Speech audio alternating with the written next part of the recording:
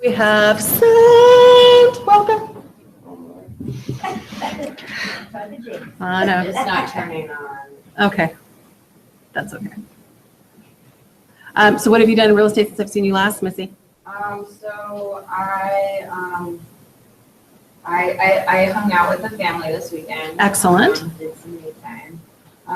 Other than that, I scheduled I had another open house this weekend. I scheduled. Which one did you do? Not this weekend. I didn't Oh, do. okay. I scheduled one for this weekend Okay. coming up. Great.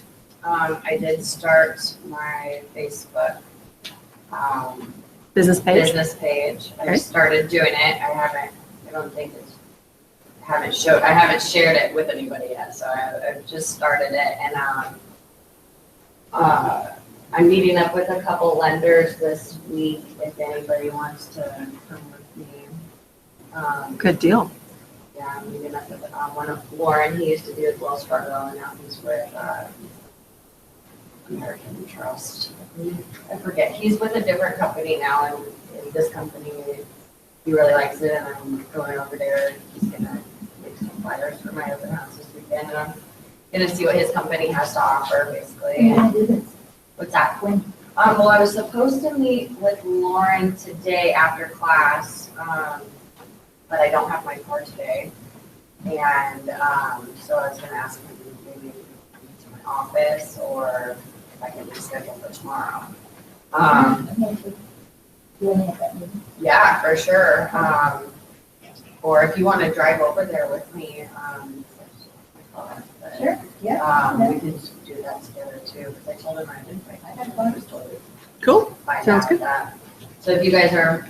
When you going? But also don't forget your home state lenders. Why do you kind of want to go talk to your home state lenders? Because they have a lot to offer also. Well, not just that, but they're here. Right. And here's the other thing. I don't have to drive over. I don't have to fly on my Thunderbolt anywhere Right. to go talk to a lender. I have them in-house and they can answer questions and whatnot. So yes, absolutely. You have to make relationships with other lenders, but you need to, make sure that your first relationships, if you haven't met all the lovely folks in here, you want to try and, schedule those appointments.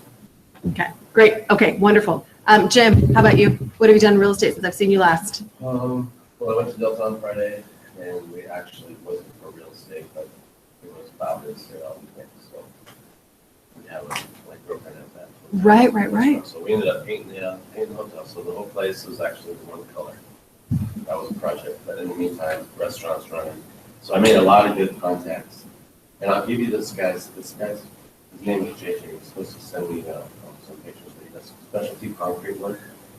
And what he does, he says he's the only one in the state that does it, but he can make anything out of concrete.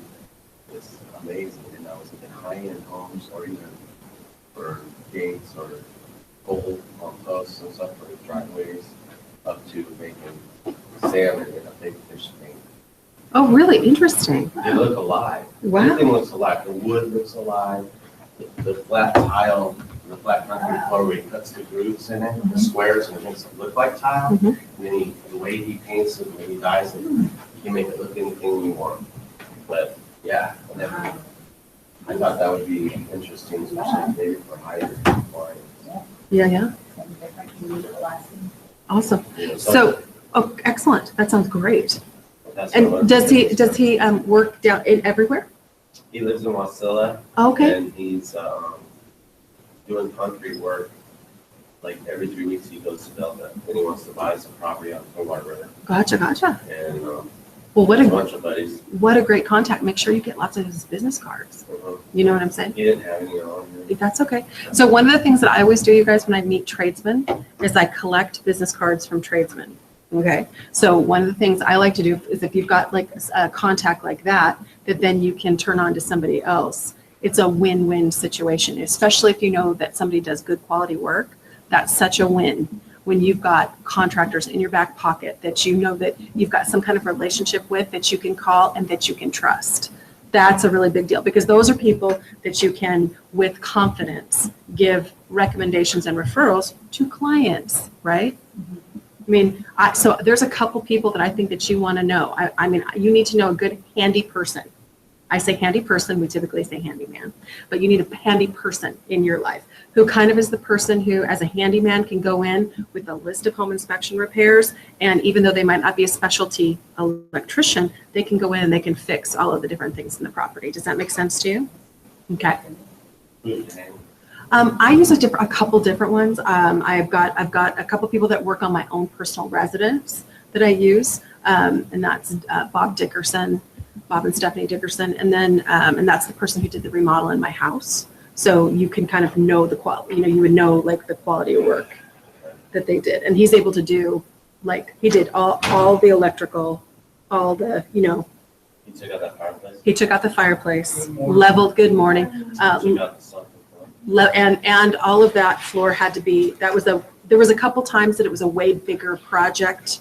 As you know, as it is when you start opening stuff up, you didn't know that you were going to find this. Right. So the only thing he didn't do was drywall because he doesn't like to do drywall. So he set that out. And that's the only thing.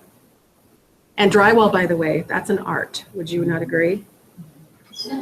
Yeah, no, it is. No, people who don't do good drywall. Oh, well, there is people that, miss. Almost everything is quality. I probably agree with you there, but I mean, when you know good quality contractors, that makes all the difference in the world. Obviously, I would give my good buddy over here a shout out. He's yeah, sure. You're in your own company. I mean, he would be somebody that I would at least give an opportunity to do a bid on, right? Yeah. I'll be happy. Yeah, happy to do bids, right? And he's somebody that you know him, you like him, you can trust him, and oh, by the way, he can't run away from you if he doesn't do a good job. My husband's a handyman. Oh, your husband is, there you go. Yeah, so shout it out. So your husband's a handyman, and that's a big, handy people, if you really want to know what I think, that's the bread and butter. People who call themselves handymen, they're the ones who can typically take your big fat list and do all the work, and they typically will give you kind of like a bulk price on getting stuff done, and you can really help your homeowner save money, or you can help your buyer when it comes to, okay, what does something cost? One of the things that I started doing when I first started in real estate, and it's different. We used to actually have to get bids on getting stuff done. So if I had a buyer, and so we were talking about paint and carpet, right? So I would have to have somebody go in and do a bid and say, for paint and carpet, so that I could ask for those allowances in my purchase and sale agreement. So you had to have those guys in your speed dial so they could come out and take a look at a job. And then you started to, after a while, and I'm going to say with somewhat clarity, not 100%, but I would tell you that in my worldview, this is just me, the biggest bang for your buck when you are going to sell a house typically is flooring. It's the biggest bang for your buck because I think it makes one of the biggest differences. The second biggest difference you can make in a home is paint. I mean, but if you can match those two things together, like new paint, new flooring, you typically can change the character of a property. And it like reduces all the smells. It like cures so many evils, you know what I mean? Like smells and objections and blah, blah, blah, blah, blah. Those are two things. But I will tell you, not everyone should paint. Would you not agree, Jim? That not everybody should paint? There's a difference. I mean, you're painting the exterior, right? Right. You do an exterior paint on your place? No, all restaurant hotel. Hello. Good Are you morning. painting yourself? Would you hand that You want a please sprayer to and everything? Diane, would you Oh, I'm please hand sorry. that? That's okay. No. Yeah. I'm listening to what you meant. No, so what we're saying, there's a difference in quality of work though, I would say. And I think it's when it's your own, you pay really good, when it's your own, you pay really good attention to quality of work. And when it's not your own, you don't. Does that make sense? Yeah, like that one house I told you about, that they just recently purchased it, and they went He's ahead got and one. did all the Yeah, upgrades. Okay. And they themselves did the upgrades. Right. And it's just like, Not everybody should, I've actually, this is the funniest thing I've ever seen in my life. So if you don't pick the right paint, right? This sounds really simple, but if we're going to cover this color gray, what do you think we have to do? You have to prime it first. You can't just take your color blue and go over it. Otherwise you get this weird cast that comes through and it makes the light look really odd. Or if you decide that, really walls should typically be painted with rollers, not paintbrushes. I've never seen someone try to paint a wall. You've never seen somebody? It's amazing. Like even like I've seen it. in the kitchens, like the little space Yes. between the Yes. countertop and the Yes, cabinet. roll it. Oh, yeah. People, that's like the one stop people rush. Do you always use people that are licensed and bonded? Here's the magic, you guys, when both prior to a seller putting their home, and this is something you should write down, prior to a seller putting their home on the market, they can get anyone to do repairs. Prior to putting it in? Prior to putting a home on the market, the owner of the home can have anyone they want work on the house. Once the house goes on the market, typically your colleagues are going to ask for licensed bonded contractors. Which also means that if your seller is a DIY guy, what do I mean by a DIY guy? A do-it-yourselfer, then you want to, if you can I spy it with your naked eye, or I always ask my sellers, so is there anything that you're aware of that needs to be fixed on your property? And I'm thinking about mine right now. What do I know right now that needs to be fixed on my property? Mouse. The moss on my roof, right? I got to get that done. You need to. And then I made, Enlarge the garage. yeah, I don't know that I have the money to do that, my friend. That's probably a new house. I don't feel. Oh, yeah. So Phil, what have you done in real estate since I've seen you last? Oh, odds and ends. Okay. Any movement on your Edinburgh property? No, and they kind of put their, I keep asking them to do open houses, and they're like, no, and actually, if it doesn't sell in a couple of weeks, we're gonna start looking for a renter for it. If the lender said all we need to do is show them a lease, Okay. and they can rent it, which is fine. That's fine too. Yeah. But I don't know if that's the best option for them. Well, Maybe. that's- I don't know why, it's not money. Right, It's not right, right, money. right, right, right. So I'm at least gonna sell them a house, but I'm gonna go actually, so we're doing a price change too, so I'm in the process of update the flyer, repost the flyer to All the different places. Facebook, Craigslist, and then they're supposed to be signing the status change thing, which is always a pain in the neck, they won't do DocuSign, I'll print it out, sign it, pack, scan it, and send it to me again. So it's like taking a couple of days. Gotcha. Doing this, like a change in MLS, and this sort of fires up the machine, is then nobody can walk the neighborhood and hand out flyers to the, and then send the flyers to the top 20 people. I'm going to drop flyers in mailboxes. I'm going to sell this house. Okay. You're just like, I'm now bound and determined. I don't want this to go away. Yeah. Okay. Good on you. It just- I know when somebody says they're going to take business away from you, what do you start thinking to yourself? Well, I was thinking of a 6-month listing agreement. I mean, can they do that? If you allow them to, Yeah, yes. exactly. Although what you do need to reiterate to them is, did you have one of the things I would ask you. I spent money on photography, I spent money on Yep. flyers, I spent money on. So, but- I was gonna send out a postcard, which was gonna be money, and I realized I could probably do it faster, more effectively by Yeah. just going on my feet and getting exactly the houses I wanted to go to. But let me ask you a question. What? What was in let's talk about this now that so this is when it gets real, right? When I have business, okay? And when now the seller is saying, okay, well, now I've kind of changed my mind, okay? So when you go to your authorization and right to sell, Also, in the listing agreement, I don't have anything specifically that says if you choose if you choose to take your house off the market in order to rent it, that, I'm required some payment or anything. I don't have anything like that. do you have a cancellation amount? I don't think I have a cancellation.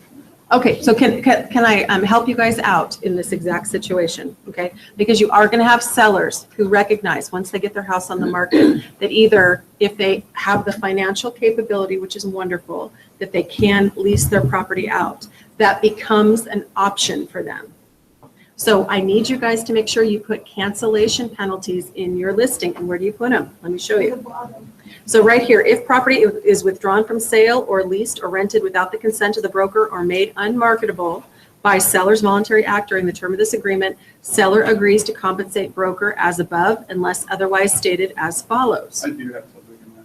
Okay, so typically it's going to be 1%, which means you say, if you want to list this property, that's absolutely fine. It's a cancel, and And really for me though, since you're not going to, they're like because they're going to friends- buy something. Friends and friends, and they're gonna buy something. and- You're not going and- to charge them that amount. They're much more valuable Correct. to me Lead resource. as a lead resource or a, referral. Maybe let them know that we're not doing that until it's in a contract with them.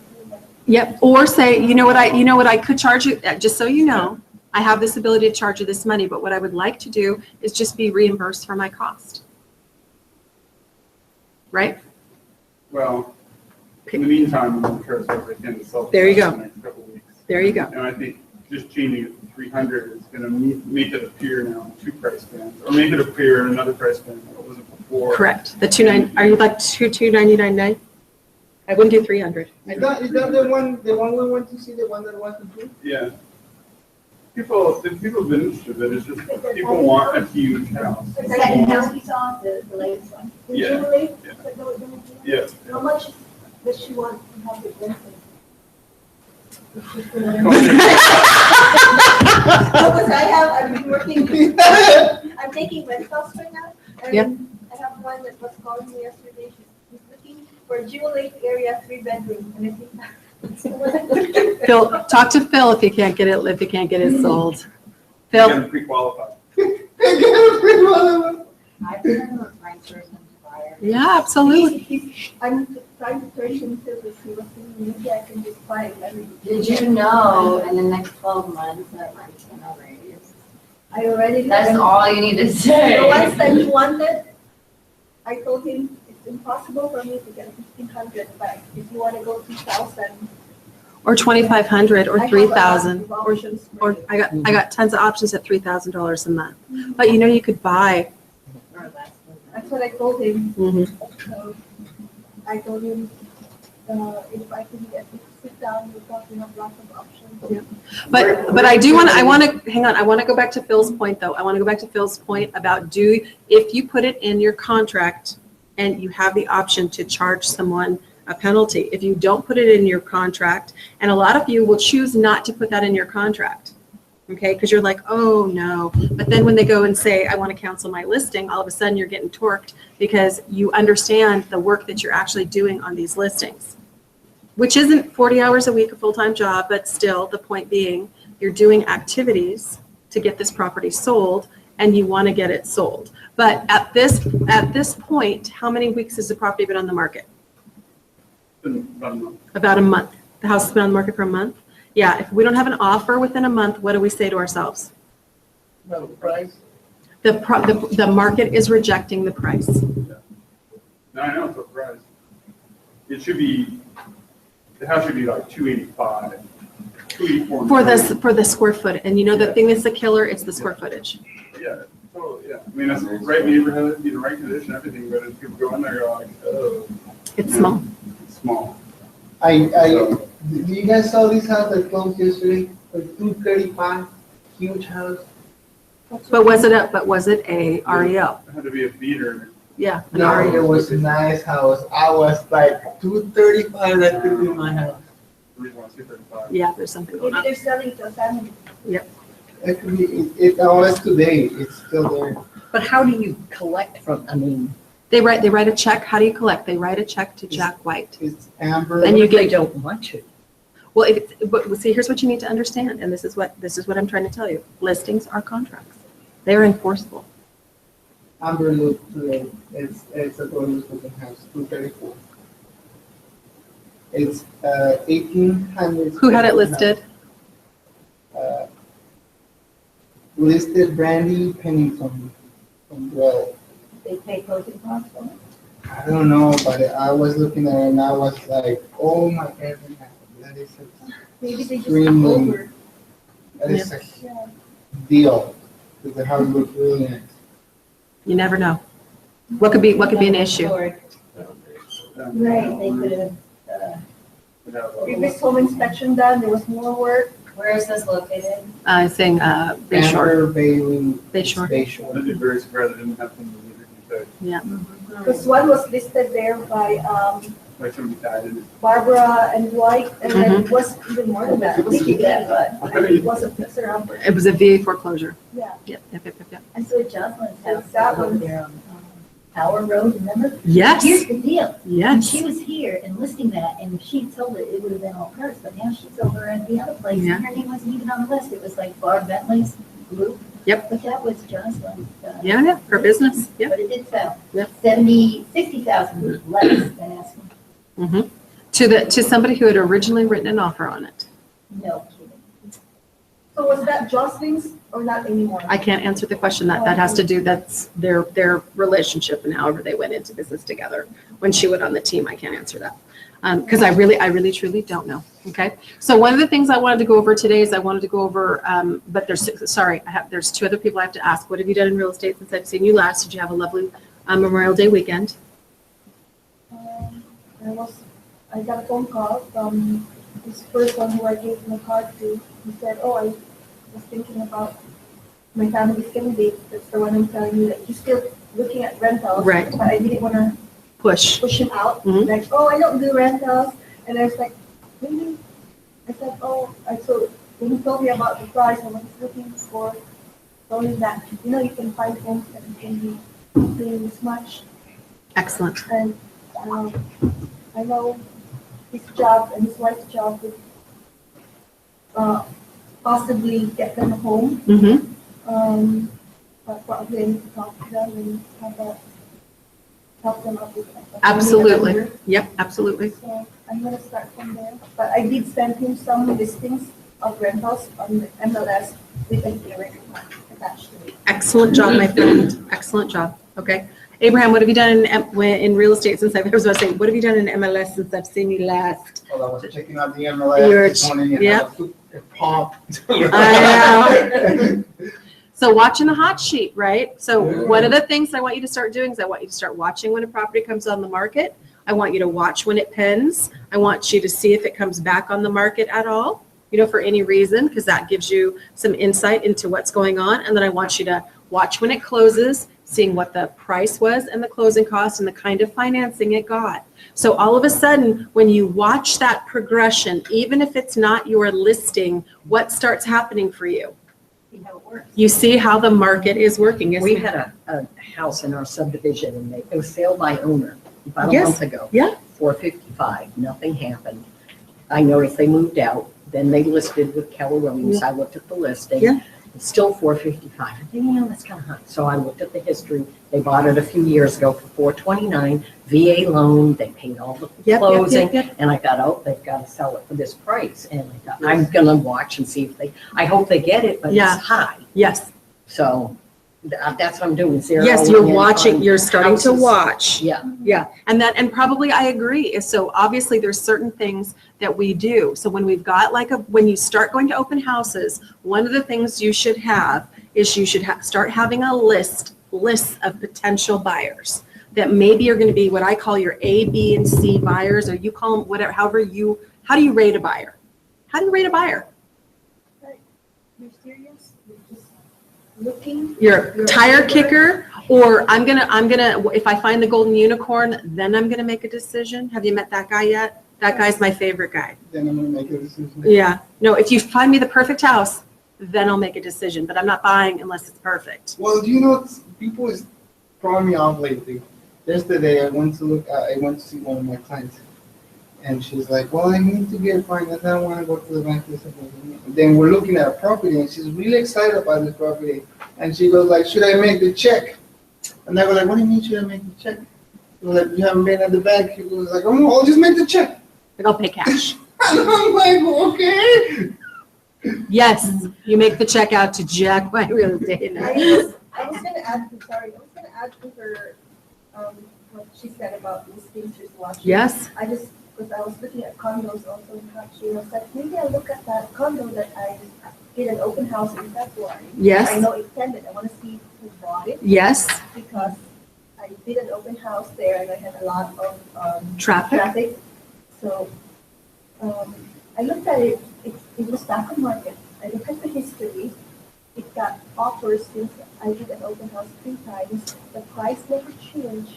And I was like asking, should I call the license it's wrong? So Well, why not? Well, why couldn't you? So, who did who was it that was telling me, was it Abraham? You did a listing for Sherry Marston, and you had 2 people come in and they were super interested in the property, but then they read the property disclosure. Yep. And what happened?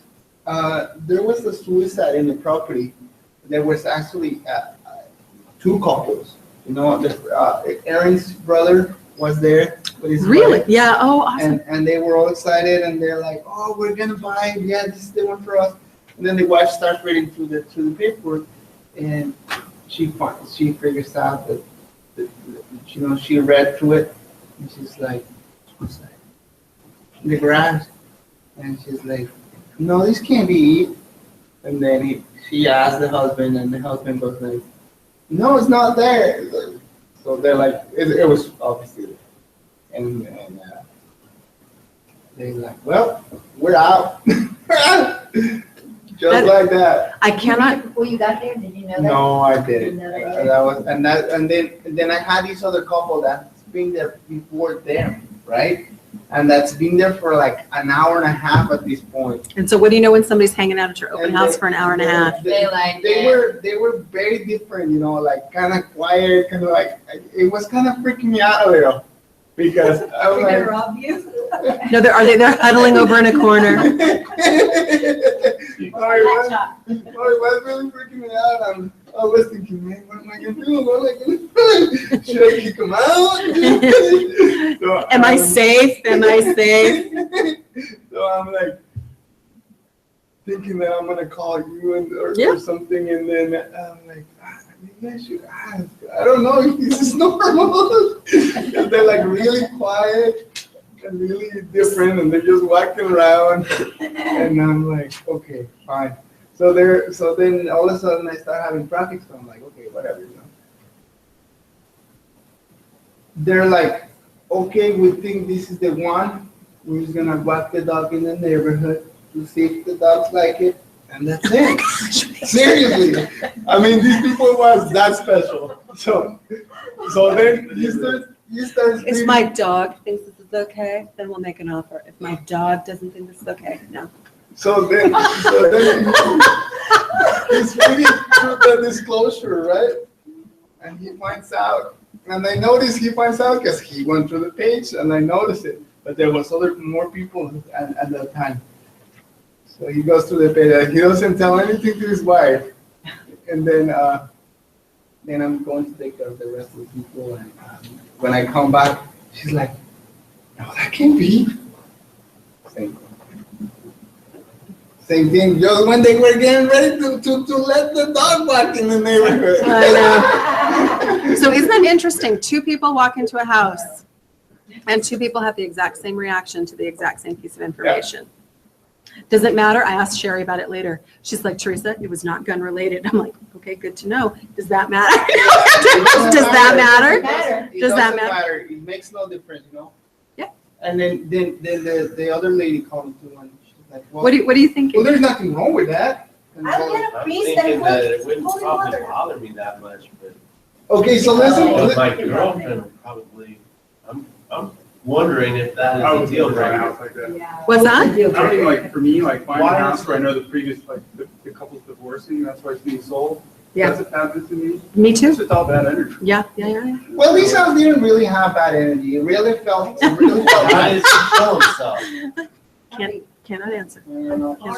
So then I'm talking to the one of the licensees, and she's like, maybe you weren't prepared for that. Maybe we should prepare you for it. And I'm thinking, how am I going to change people's mentality? You can't. No, that is something that you cannot do anything about. There are some people who, and I am a person who you are never going to convince me to buy someone's home where someone has died in the home. Now, watch this. If they die in the driveway, I don't care. Yeah, it's a different, yeah. If they die in the home, you are never going to convince me that neighbor of Is, I ours, know, and like, every time someone buys that house, someone dies in the house, but it's natural cause. So I'm Really? waiting for the next one, and I'm gonna be. Waiting for the next in one. the house. you're gonna like go like knock over on the door and go, there's something going on. There's some juju Yeah. here. You should say right now. Right. You just want I to used notify that- this house, you're gonna die of natural causes. Yeah. I'm waiting, oh, there's another fire truck there. and another one there. They just moved there. Oh, So now they're moving out. There's, the mom died, the first one was the husband, and then now they're moving out. I'm like, okay, knock it off, James. This is legit. This is for real. He's over there going, I don't believe I that. do believe it. Yeah, you do believe it? Oh, Yeah. Yeah, that's not a problem. Yeah, I'm not, I mean, yeah. At this point, I want new construction. Yeah, exactly. I've had enough. I want new construction. No, but it does beg a really smart point. You guys, it does beg a really smart point. Before you decide to go do somebody's open house, what do I tell you to do? No, we need. You need to go vet the property. You need to read the disclosure. You need to go one of the things, and I do understand this, I don't know how you feel. I don't know if you feel if somebody asks you to do an open house, are you obligated? That answer is no.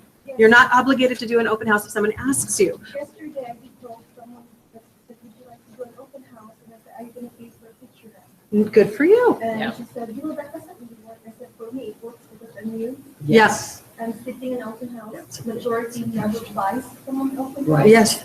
So Oh, at least I have my picture there. Yeah. Yep. Kim. Advertising for it.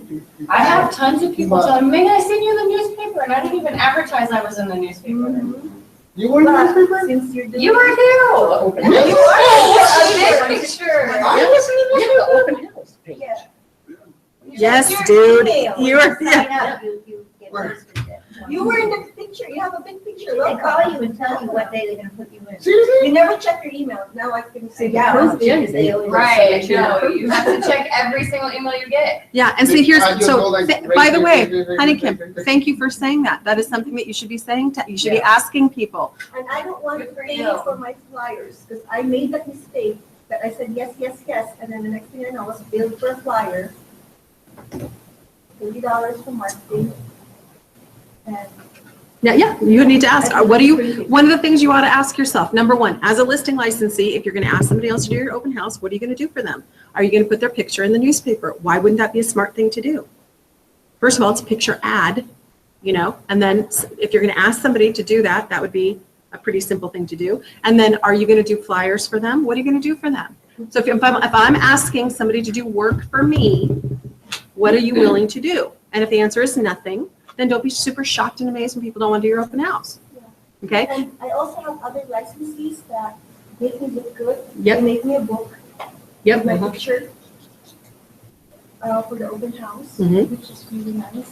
They make me flyers, put it in my thing. I mean, that's, Yeah, then you decide, right? Who do I want to do work with? Who do I want to work for? Okay, so who put me on the paper? check point. Like, why? Yeah, They do wherever it for you all do- new They So don't- ones. Vivian Three at a sent time. you an email. Send to everybody. It's about Final Sunday, proof. Sunday, you're gonna buy a copy of the EDN, the whole enchilada. Really? Big paper. All these. I don't think that your The whole picture was page. beside mine because I bought 2 papers whenever I was a big welcome. You bought two? Can I I- knew I was can gonna buy be in the one paper from- that can I buy Sunday. one from you? You were in there in that one. She probably still has it. No, she's got the proof. FYI, you guys, when marketing sends you out a proof, what should you be doing? Proving it. You should be reading what is going to be in the, so if I'm going to do, you guys, come on. If I'm going to do floor time, if I'm going to do something in open house, why wouldn't I want to make sure that the ad was right? Why wouldn't I want to know what are the other properties that are being advertised in the, you guys were in business, right? So if I were, FYI, if I were a restaurant, okay, wouldn't I be highly interested in what other restaurants are serving for dinner? What are their specials are? Do you know what I'm saying? So you want to know what's available. You got to, one of the things you have to do is start reading. Yeah, I learned that when I was setting my own ad. Yeah. And I looked at the proof and the Thursday proof and, that they get sent out and like that was completely wrong. Right. And I was like, oh my God, how many times has this probably happened on other Yeah. It open house happens ads a that I lot. did proof just because I figured that the licensee. You guys never do that. Every time now I. Never do that. Oh, Oh, yeah, my phone number wrong. Oh, you're gonna be so sad? Oh, you were dragging ass to get here, Abraham. Now you're so sad we're not doing it. Yeah, I know, right? You love it. I know, you come every day. That means I'm good. Something's going right. Okay, so we're watching our ads. We're making sure we know what's available. We're working for people who are going to make us look good, right? And I love that you said that. You're a very soft-spoken person. I'm sitting here inside, I'm going, high fives, high fives. I absolutely want you guys to realize you're in business. There's nothing wrong with asking a listing licensee, you know, hey, so how are you advertising this property? Okay. Are you boosting it? Is it going to be on Facebook? Can I put it on Facebook? What should you be asking? What could you do to make your open houses better? Let's see your demands, please, so I can start demanding something. What are your demands? That's probably not the right word. No, it's just that whenever I do an open house, I make it as if it's my listing. Mhm. That way, I just don't sit there and I'm just going around. Because especially if I don't get in a bike. But I make them feel good, hoping that they will turn around when they don't like their realtor that they claim that they're working with. Hoping they turn around and say, you know what? She was really nice. Mhm. Talk to her. Exactly. But maybe that day won't come yet, so I'm just kind of That they won't come. stretching my rubber band that if it doesn't come in the first year, maybe on the second year. No, all it is, you guys, is you're having conversations with people about real estate. My only goal when I go into an open house, my only goal is to make appointments. When I set that in my mind, it starts to happen. I'm not there to sell the house because I can't decide whether or not that buyer is going to buy the house. Okay. I'm there to educate myself on the market. I'm there to put myself in the absolute best position I possibly can. Okay. Meaning that I'm vicious about where I will sit open house. And by the way, since I spent the first 5 years of my real estate career, I would write this down. I spent the first 5 years doing open house 50 weeks a year, 2 days a week, Saturday and Sunday from about noon until 5. So if you're going to spend that much time in open house, what do you think you start to do? I get real serious. I'm going to get real serious about this because if I'm going to go spend 10 hours a weekend away from my family, typically on the most fun days of the year, missing out on other opportunities to do other things that I could do with my family, right? Or I could do personally, then I'm going to maximize the time. And I knew that I was going to have some suck out open houses. I knew that I wasn't going to pick right all the time. I also knew that I was going to have, you're going to wing it sometimes. So I took and made sure that I had other work to do with me, or I did something that was pleasurable for me. Like I could read a book, or I could get online and do some other stuff. So I made sure that I just didn't sit there going, oh my God. I mean, because I understand why people hate doing open house, right? I get it. You're just like, oh my God, this is boring, you know? But what can you do? I sat there, any work that I needed to do on properties, I did. How about I hand wrote notes all the time when I was at open house. I used to send thank you cards, every single person who came in, I sat there and wrote them a thank you card. Oh, I've been making this thank you packets, Yes, and I put my business card, nice. piece of gum, piece of pack of gum, and then I ordered this. What is that? pen. Oh, do you have pens? Yeah, and it Oh. said, thank you for coming to my open house. Look at this. Look at what you're doing. And then a lot of times they get excited over freebies. Yes, right? I know people like free stuff. Well, and people love magnets, right? Yes, I have magnets. Did our marketing do that for you? No, I did it all by myself. Where did you order online. that from? Yeah. Oh my Magnets.com. God. Did you go to Vistaprint or where'd you No, go? magnets.com. How much are those magnets? They're like 25 cents each. 25 cents each? Wow. And it says What they- earthquake and fire. Why don't 59 cents each, you pass those out? 30 Holy cents each. smokes. Can't. Oh, And they're and that's from magnets. magnets.com too? Yeah, Oh, the pen was pens.com. And I used to She literally went to pens.com and magnets.com. You're my new hero. But You are my new hero. I did just Google for like stuff like coupons Mhm. and things back then. Oh, wow. Google coupon. So you don't, That's really awesome. yeah. And they like stuff, so I put them and I put the Jack White logo on the big, the brown envelope. There's stuff upstairs. Mhm. Yeah. Is this your phone number? Yes, I was gonna ask marketing if they can produce those Jack White mugs, because those are nice for like raffles also. Mhm, mhm, So, like, mhm, mhm, mhm. But they don't count. I think we're out. I think we're out of Jack White mugs, to be honest with you. I would love to have that. I'll talk to them about that. Okay. Excellent job marketing yourself, by the way. Market genius. Market genius. And hopefully they put it in their fridge and not in the trash. I tell you what, when you go, what's always interesting to me is when you go into houses and there's magnets on the fridge. There's always, I've never seen a clean refrigerator, except stainless steel when you can't. The only thing is when you can't put things on the face, they're still on the side. Oh, yeah. I could, Yeah, I have still, mine on the side. I've got mine on the side. I got all kinds of stuff on the side, right? I don't like mine on the front either. You do, you have it on the side. Well, mine is stainless steel. It won't stick. So magnets won't stick on it. So you have to put it on the side where it will stick. Okay. So yeah, you're placing yourself in the absolute best place you possibly can. But I and- only give it to people that I like. There you go. not Well, that ones probably means that you have a vibe, some kind of nice vibe with them, that they'd be a person that you would be wanting to spend time with. Yeah. Yeah. Because I don't want a buyer that I don't like to, then it's gonna be just, Miserable for both parties. Okay. unless they call me, then I can just pretend that I get, You just can just pretend that you like them. no, I'm gonna refer them. Yeah, there you go. There you go. So what I want you to do when you're going to, before you decide to sign up for open house, what are the things that you're going to do? Number one, I am not doing an open house on a property that I haven't physically put my highness in and looked around and seen it. I'm not going to go put myself in the P house. I'm not going to go put myself in a house that doesn't have any power. I'm not going to put myself in a house that's in a dank, nasty neighborhood. I'm not going to put myself in a neighborhood where the guy next door has a shotgun or, or a pit bull or, whatever. Okay. So I avoid the common pitfalls. What are the common pitfalls? Agreeing to do an open house on a property that you have not seen and you did not get online and check out. I'm going to tell you honestly, I'm not going to do an open house where there's not professional photography. Period. Why? I want to Like fake that. Abraham, our open house, so we just blindly accepted it. Oh, I was on that one too.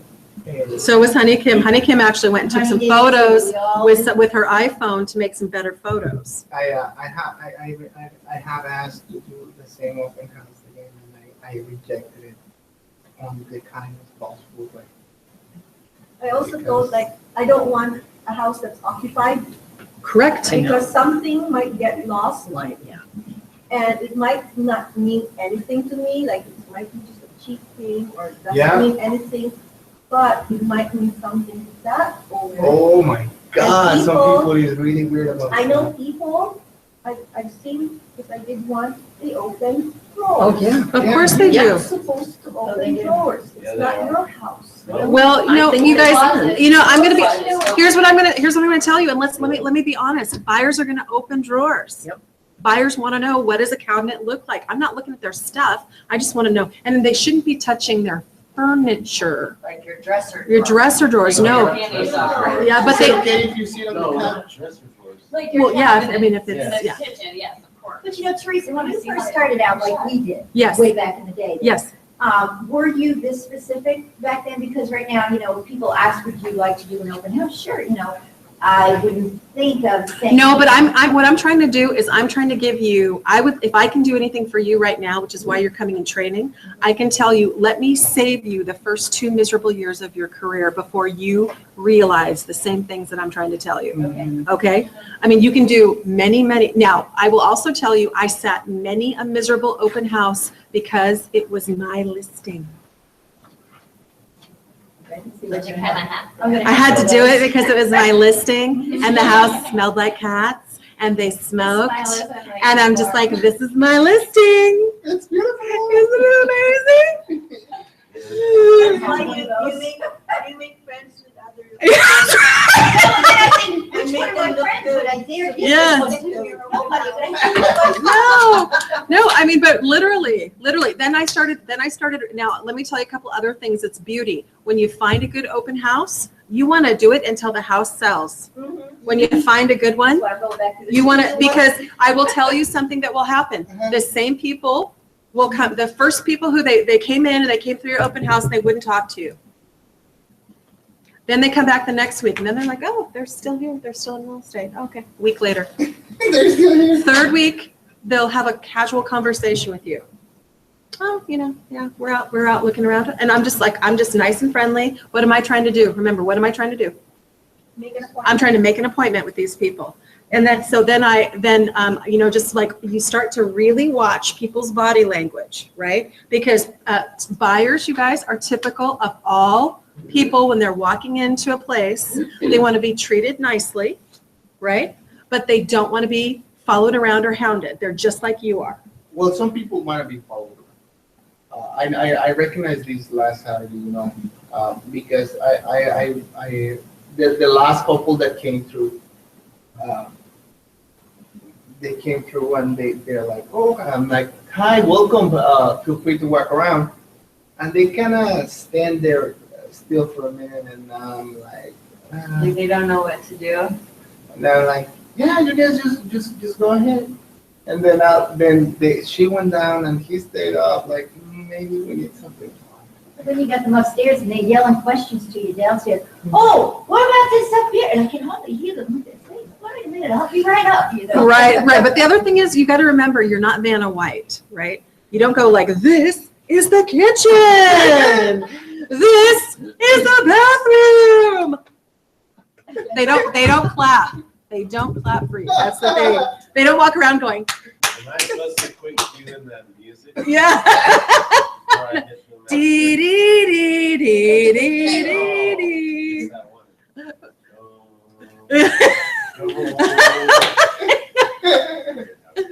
Yeah, but one of the things I always try to do is have a very casual conversation. And I'm just kind of trying to do a little bit, I think I like trust building, and I really try and like read people. Sometimes the people who are the gruffest and kind of like that, yeah, no, I'm just here to look. You're just like, okay. They're actually, I found out they're signaling to you something. You better put those down or I'm going to break I your know, I was arm. thinking the same thing over here. Okay. You are a noise maker. Did your mommy ever tell you this? I'm not going to allow you to have pens with clickers on them. You can't have business cards. You're going to do this the whole time. Okay? I'm in time out. You know that place, huh? Marianne, I'm sitting here. I'm watching you. I was watching you. It was so funny. I'm just like, oh my God. Speaker is speaking. She was not only watching you, she folded one eye and then proceeded to turn her head. I was thinking, should I say No, something? I actually thought, Okay. there was a minute there I thought she was going to like take them out. I thought she was speaking volumes. Really. This guy's oblivious. Right? She's a teacher. She has a lot Yeah, of patience. yeah. And I had a babysit all weekend, kid. Okay, woo! That's Okay. the other side of my weekend. So I'm like, Oh my God. not now. Oh my God. Okay, we need a 10-minute break right now. Building up. I said, TV off. I also can tell you, Yes. when I asked for, I want to make sure it's vacant. Yeah. Yes, you want to vacant? Yep. Vacant. But then so I said yes, because it's vacant. I don't care if it's vacant. So when I looked at it, I was like, why are there so many dolls in the property? I don't want to see No the dolls. No So I dolls. said, I thought it said it was vacant. I just wanted to double check. And she said, yeah, she moved out 2 weeks ago. So I was like, hey. You're like, oh. Like all over the, What did I tell you about dolls? they're scary. Freak people out. Yeah. And there's clown dolls too. Yeah. Oh, they're really. And other They're dolls. Well, do you not know people's like top 10 fears? Chucky, clowns, right? So it was double because clowns. I know. Do you not I know? don't think you know, sit there alone, if it doesn't get any traffic and I'm alone there. With dolls, or you're gonna be totally Got a freaked camera out? in it and the eyes are really watching. Oh, my Well, I was telling Diane, I had this fellow come in, and he just had the baseball cap on, he's a middle-aged man, a little older. Grumpy, just look up, yeah, recognize you. He's looking back, okay, so it's fine. He made the mistake of asking me one question, so I said to him, I answered the question, I said, so what part of Long Island are you from? The answer County. I said, what is it? He looked up at me, so you kidding? He said, I'm not kidding. I said, you want me to call it? I call it, I couldn't get rid of the guy. Right? He's from East Coast, New York. And so he's- And he had attitude, and he Yeah. wasn't, I Yeah. didn't want this, and so as soon as he said something, I knew exactly what it was all about. And he waited to other people's tables until I came back down with his hands, and then he wanted to talk about this and that. Exactly. But But it was waiting picking up on clues with people, and typically I'm with you, the gruffest people will talk to you. And the other thing I do, you guys, is I look somebody up and down. So if somebody walks in with a Seattle Seahawks jersey on, Uh-huh. what am I gonna talk to them about? Oh, yeah. Do you follow football? Is this your team? I don't, and then you know what they'll do? They'll start talking football. I don't know anything about football. I don't know who's the quarterback this year. How are they doing? If I know anything about it, I'll say something, but if I don't know anything about it, I'll just be. I know, I'm like, God give me strength. But typically people and then oftentimes I'm watching what kind of car they pull up in, because that tells you a lot of stuff, especially if they have bumper stickers and that kind of stuff, or they've got things in the back of the truck. I'm just trying to make some kind of connection with somebody that's not creepy, that doesn't have a weird vibe, but that is just personal. Right. You know what I'm saying? Shy, but, Yeah. hiding. Yeah. It's fun. I love people. Bringing back my daughter, it was her first day yesterday for dance. Yes. Theater. So I met a couple of mom and dads. When I introduced myself, I was just like, I'm a realtor, but I don't want to make it sound like I'm trying to get business from them. So what I would How do? I say So that? Kim, you know what I would do? And you're super smart about this. So you're doing a marketing thing, right? So do you guys, one of the things I always ask from my kids' friends is, do you have your phone number? And just be like, I'd love to give you my phone number. Oh, you know what I have? I've got my business card, because I would love to get your phone number. Why would I love I to? was gonna do that. See, The kids were wanting to. Yeah, play dates. I need to get your phone number. And see, what we do as adults, we're trying to put people's names in our phone. Quit doing that. Mhm. Quit doing that. What am I trying to get from somebody? Email. I want their cell phone if I can get it, email. But what I do is I'm the trickster. Oh, you know what I have? I've got my business card. Can I just give you my business card so that you've got my cell phone number and you can contact me anytime? I will do that. They have another one Thursday, tomorrow. Yeah. So anytime you have an opportunity to give somebody your phone number, quit telling them what your phone number is. What do you try and do? Another thing that you can do is, can I send you my contact information? What can you do? You can send a contact On your iPhone. on your iPhone, right? Do you have an iPhone? I'll send a contact. What is the thing that you put in the business place?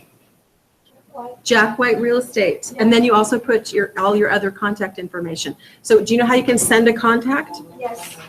Marianne, do you know how to do make yourself that? a contact first. Yeah, make yourself a Make contact. yourself a contact and then instead, well, aren't you automatically a contact? Because my name is all the way at the top, my contact. I can just press that and send that. So you go to phone. Yep. Contacts. So- Contact, and then, yeah. And the very top. Yep, press that. And then edit and make that your business card. Basically. And then You want to put Jack White down here for his company? Jack White Real Estate. It says Wexford, and maybe. You can get my email too. Mine says It won't me. have to fit if I do that because it doesn't recognize that person or something. No, this is your, and then you probably want to capitalize your, Yeah. make it look better. Here, you just fill out that and I'll show you it. I'm good at fast typing and I do roll roller. So mine says, my contact is me.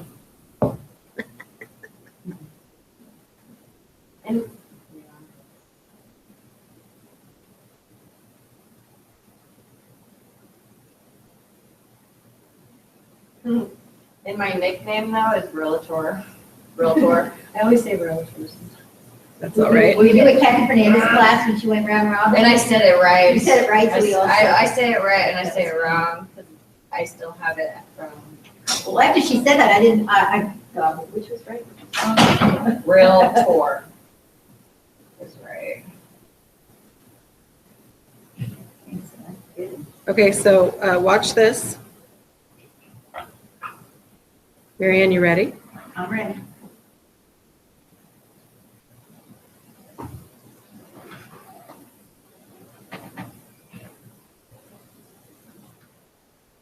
Okay.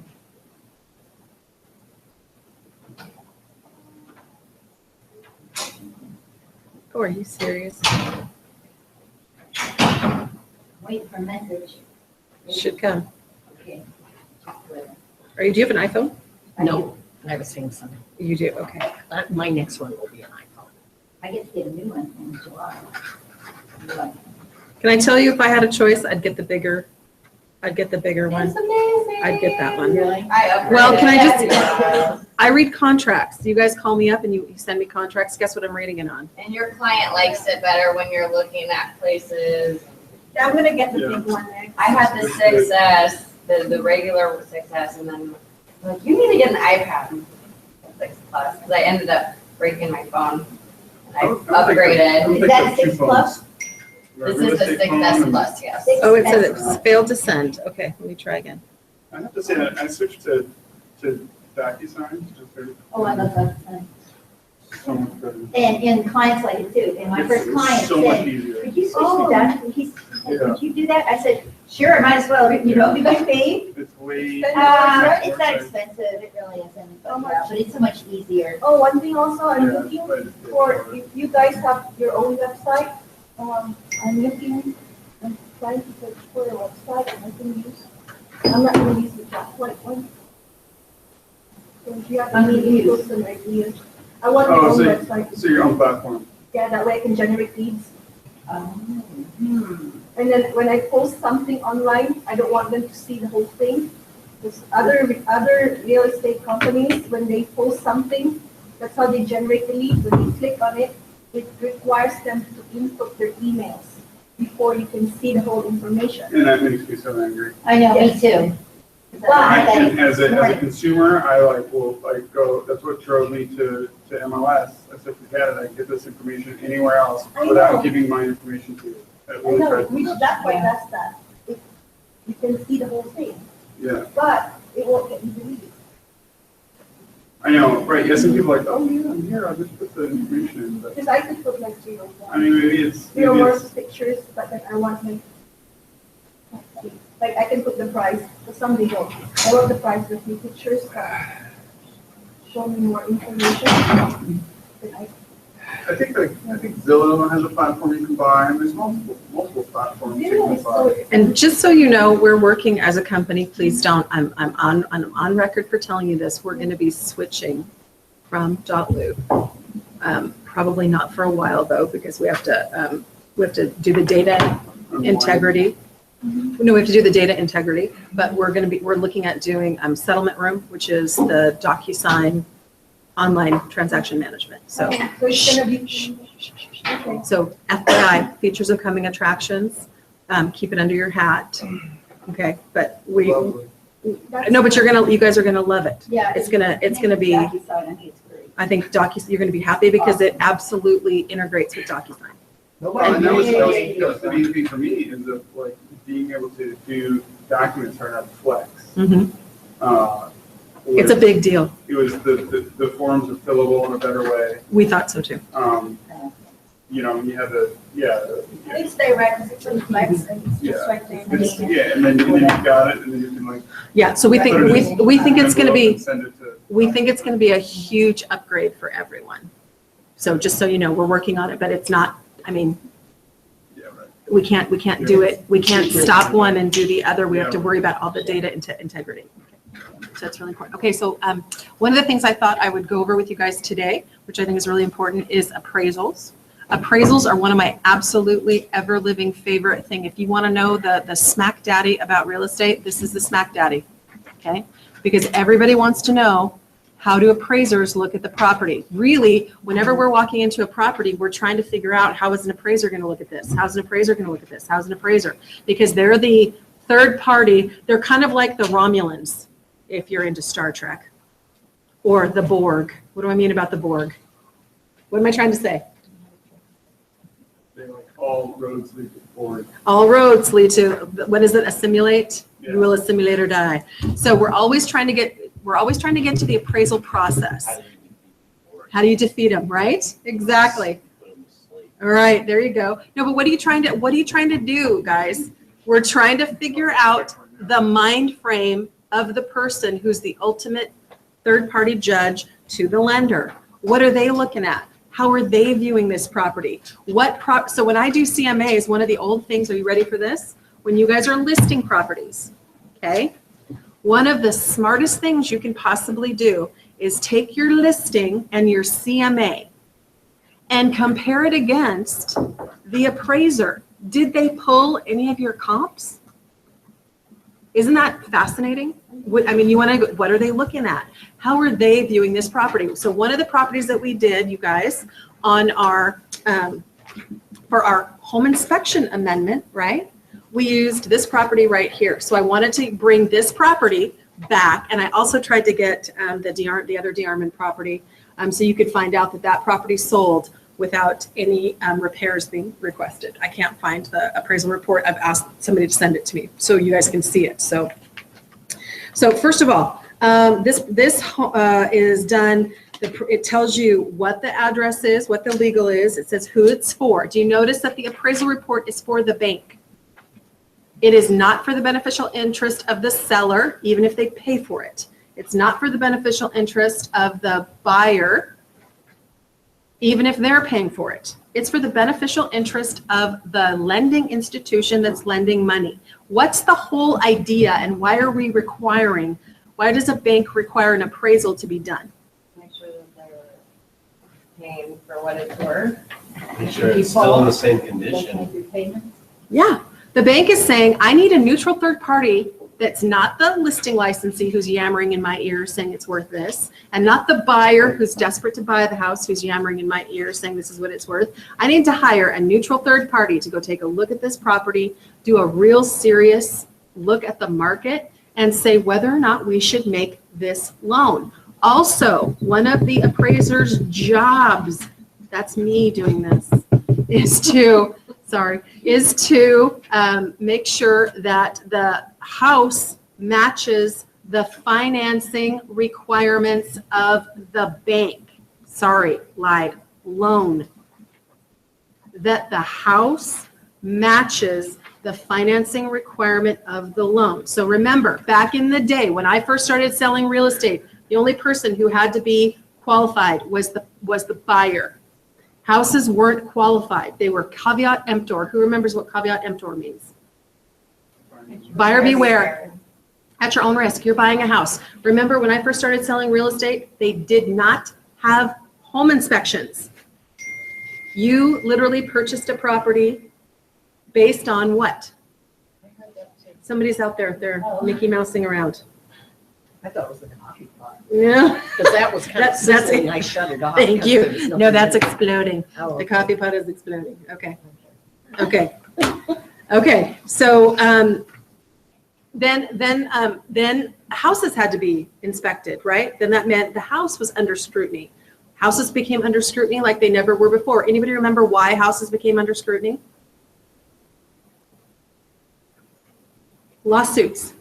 Because a buyer would get into a house and find out that a seller knew that they had a foundation problem, or they had a bad roof, and so they were like, hey, wait a second, we deserve to know before we bought this house, right? Does that make good sense to everybody?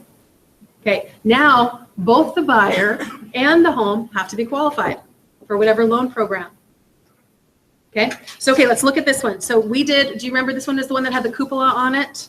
It had the elevator, it had the extra space, had the deck, and we looked at, does anybody, if you might even still have it in your stuff, we had the home inspection report. Sometimes people like to put the home inspection report and put it next to the appraisal. That sometimes makes a difference and sometimes doesn't. if the home inspection report has gotten to the appraiser, how would that happen? How would a home inspection report get to an appraiser? Does anybody know? Somebody put it on the MLS. Yes, it could be on the MLS. You're absolutely correct. High fives. Excellent. The bank, the lender, and the lender uses them. Say it again, Megan, please. If your seller, if your buyer gave it to their lender and the lender gave it to them. Yep. So how can this happen? If I'm representing a buyer, I can, and by the way, Wiley E. Coyote buyers representatives will sometimes slip or email the home inspection report to the lender, hoping to get more repairs called for on their deals. Did you know this? Or if I have a seller who is being, are you ready for this? Who is being uncooperative with respect to repairs, what can I say? I'm gonna recommend Yeah, you can say, guys, here's how we can play this. Your seller can either start to negotiate, or, this home inspection could become a part of the transaction. right. Now, I'm not threatening anybody. What am I saying? I'm giving you realtor speak. Okay, what's realtor speak for that? This home inspection could become part of this transaction. What does that mean? And I'm not If you disclosure. don't negotiate with me, the bank's gonna make you do it, and if you don't do it, then we're gonna back out. Well, and by the way, the bank And is we'll going get to, our earnest money back. correct, the bank's going to require much more repairs to be done, boys and girls. A lender is going to require, I want you to hear me very loudly. You probably want to write this down. A lender will require more repairs than typically we will negotiate in a right and duty repair inspection addendum. Amendment.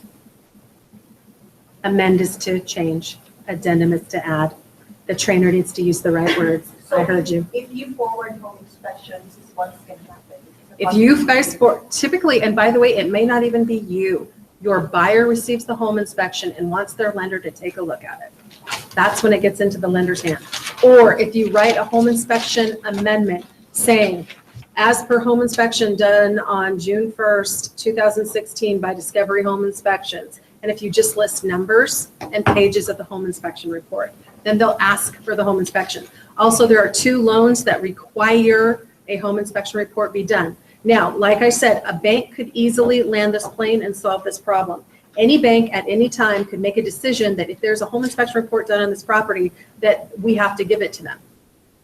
FYI, banks could land their own plane, but they want to make sure they understand that a seller sometimes cannot repair a property. They understand how the world works, okay? They're not dummies, okay? They get it, that there's home inspections done on properties. You Okay. be smart when you write in there, don't write as referenced in Correct. section number 1, number 2, just Ask for what you want, identify what it the is. thing that you want, Yeah, just like no we did. reference to Seller that. to repair or replace heating system to include hot water heater, garage unit heater by licensed bonded HVAC contractor with receipts provided. Okay, what do you want done? The extent of you want done, by whom, and what proof and evidence do you need? That's how I need you to write terms. How do you tell your buyer not to show that home? Well, here's the thing, and that's a really delicate, very, are you ready? Now you're getting into the danger zone. Does anybody know that? Does anybody know that song? Highway to the danger. We're right there. It is not my job to tell a buyer not to share that home inspection report. Okay. Okay. But how do you educate them that this is what's gonna happen? How do you? Well, here, you guys need to, you got to be very careful about this, and I'll tell you why. We are now walking into a minefield. Here's the minefield. Okay. And I'm going to tell you, if I was a purist, I am not a purist. I don't see things in black and white. Okay? I see things in bless you, I see things in 10,000 shades of gray. Okay? I don't see things in black and white anymore. So let me give you theory and let me give you practice. So theory is, if I actually represent my client, I have to turn over any documents that relate to the transaction to whoever needs it. That's the theory. Okay, that would include the home inspection, because remember, there's a little something in the back of your mind that I want you to go off on all the time. It's the same thing why we don't tell people that we're going to be owner occupants in properties unless we're actually moving into the property. Does anybody remember what that's all about? Fraud. Loan fraud. Loan fraud. Because what happens if you commit personally loan fraud? What can happen? We lost the license. Um, Go to jail. Well, there have been licensees who have donned orange jumpsuits and gone to real jail, okay, because they were actually frauding, okay, and they were kind of doing the more conspiracy. It's fraud when you let them, when you tell your buyer, don't show this. No. I'm not saying it's fraud. I'm saying I need you to know like if I was Jesus, how would I sell real estate? Okay, I'm not Jesus. Okay, if I were pure, how would I sell real estate? I'm not pure. Okay, we all have to work in a business environment. Okay, because buyers are trying to purchase properties, some of which are marginally qualified to buy, but they still want the property. So our job is to help them. Remember, we're representing them. My job is to represent their best interests, not my best interest. Okay? So lenders understand, I need you to get this one. Lenders understand that home inspections are done and they don't see them. The dangerous part, this is going to happen to you, and you got to be really careful about this, is when a lender says to you, oh yeah, Teresa, I don't want to see a home inspection report. That FYI is a little bit of danger too on the lender's behalf. Why is that? They're licensed as well. Okay, but the business that we're in, it is sometimes not in the buyer's best interest for the home inspection to be shared because of the extent that lending has gone to and the fact that they will ask for every repair, sometimes every maintenance item, and sometimes even more items to be done than you can possibly imagine. Sometimes that will cause, and sometimes more than not, that will cause a seller to be able to, might be able to, either they're unwilling or it could be unable to get that work done. Does that make sense? There are some buyers, guys, who don't want all the repairs done. You know, possibly, let's look at, I'm going to use your specific husband as an example, Marianne. Your husband is a contractor, right? Simply, he might want to go in and purchase a property. He still might want to get a home inspection done to check off the big ticket items or to find out if there's something that's outside of his area of expertise that might want to be done. But he may not want that to go forward to the home inspector because he may actually want to do the repairs himself. Or your buyer may have a totally, completely different idea of what they're going to do with the property, right? No, I don't want that to be done because we're going to take out that room anyway, or we're going to go in and redo all the windows anyway, or blah, blah, blah, blah, blah. So does that make sense? So sometimes there's competing agendas. However, there are two types of loans that you absolutely have to share the home inspection. One is called an Alaska Housing Interest Rate Reduction for Low-Income Borrowers, also called an IRRLIB, IRRLIB. So if you have a credit challenge and the bank is giving them more money than they would normally get, and they're getting a break, a reduction in their interest rate, the bank wants to know, again, because these guys are challenged with financially challenged, that the home inspection means that they see the home inspection to ensure that it's a good quality property. And I believe there's one other loan, and it just escaped me which one it is, and I want to verify so I don't give you the wrong information on which other loan you have to share the home inspection. It's not a HUD 184. It might be a 203K, which is a reno loan. You're going to have to share. It's a reno when you're going to roll in renovations. That makes sense to me off the top of my head. Does that make sense? Because you're going to have to get bids and whatnot. Okay. So AHFC IRRLIB, IRRLIB, which stands for Interest Rate Reduction for Low Income Borrowers. So if you start working with low income people, guys, they qualify for all kinds of breaks and deductions. One is an interest rate reduction. Or you guys, if you have a large family, so if you meet the family that has like 6 kids, just by the mere fact, the sheer volume of the family members that they're housing, they might qualify for an interest rate reduction with Alaska Housing. So that renter I have, should I send them to Alaska Housing? No, they don't have to go to Alaska Housing. Anyone who, Alaska Housing is not a bank that you go to. Okay. Alaska Housing works with lenders They don't, they do like bond financing and things like that produces the money. And they're a quasi-governmental agency that allows banks to utilize their funds, right? But they don't actually lend money. You have to go to a lender that's Alaska Housing qualified, okay, that can access those programs. And then if the buyer qualifies, the lender is always, doesn't it make sense to you that your lender is looking for the best possible way for your buyer to qualify? Either they're looking for, and it could have to do with you guys, credit qual. Does everybody understand what credit qual means? Credit qualifications mean that this buyer can get this loan, but maybe they have to go this way. They might have to go Alaska Housing and get an interest rate reduction in order to purchase this property. So your lender is going to steer you. Occasionally, you guys are going to find out where your borrower is trying to give you, like, they think that you understand what they're saying when they go, this person has to go Alaska Housing, okay? Because Alaska Housing doesn't charge higher interest rates for people with lower credit. I'm going to say that one more time. Alaska Housing does not charge higher interest rates, or they don't penalize a buyer. Which is customary. I mean, Correct. If you have to lower your, Or you charge a higher interest rate because your risk is higher. correct. HFC is there to basically do that stuff. Well, no, HFC, and remember, I think I talked to you guys about this originally, and we'll talk about it more the rest of the week, is that HFC's entire reason for existing is because loans in Alaska were hard to get, especially rural Alaska. I mean, if you lived in, let's say, Bethel, Alaska, what's the one thing Bethel, Alaska was missing for a million billion years? A bank probably. A sanitary sewage. So you couldn't, now FYI, FHA and VA and conventional loans would not loan if you didn't have a what? Indoor plumbing and sanitary sewage, right? So They have plumbing in Bethlehem? somebody told me they did. I don't, last time I was there, that answer was no.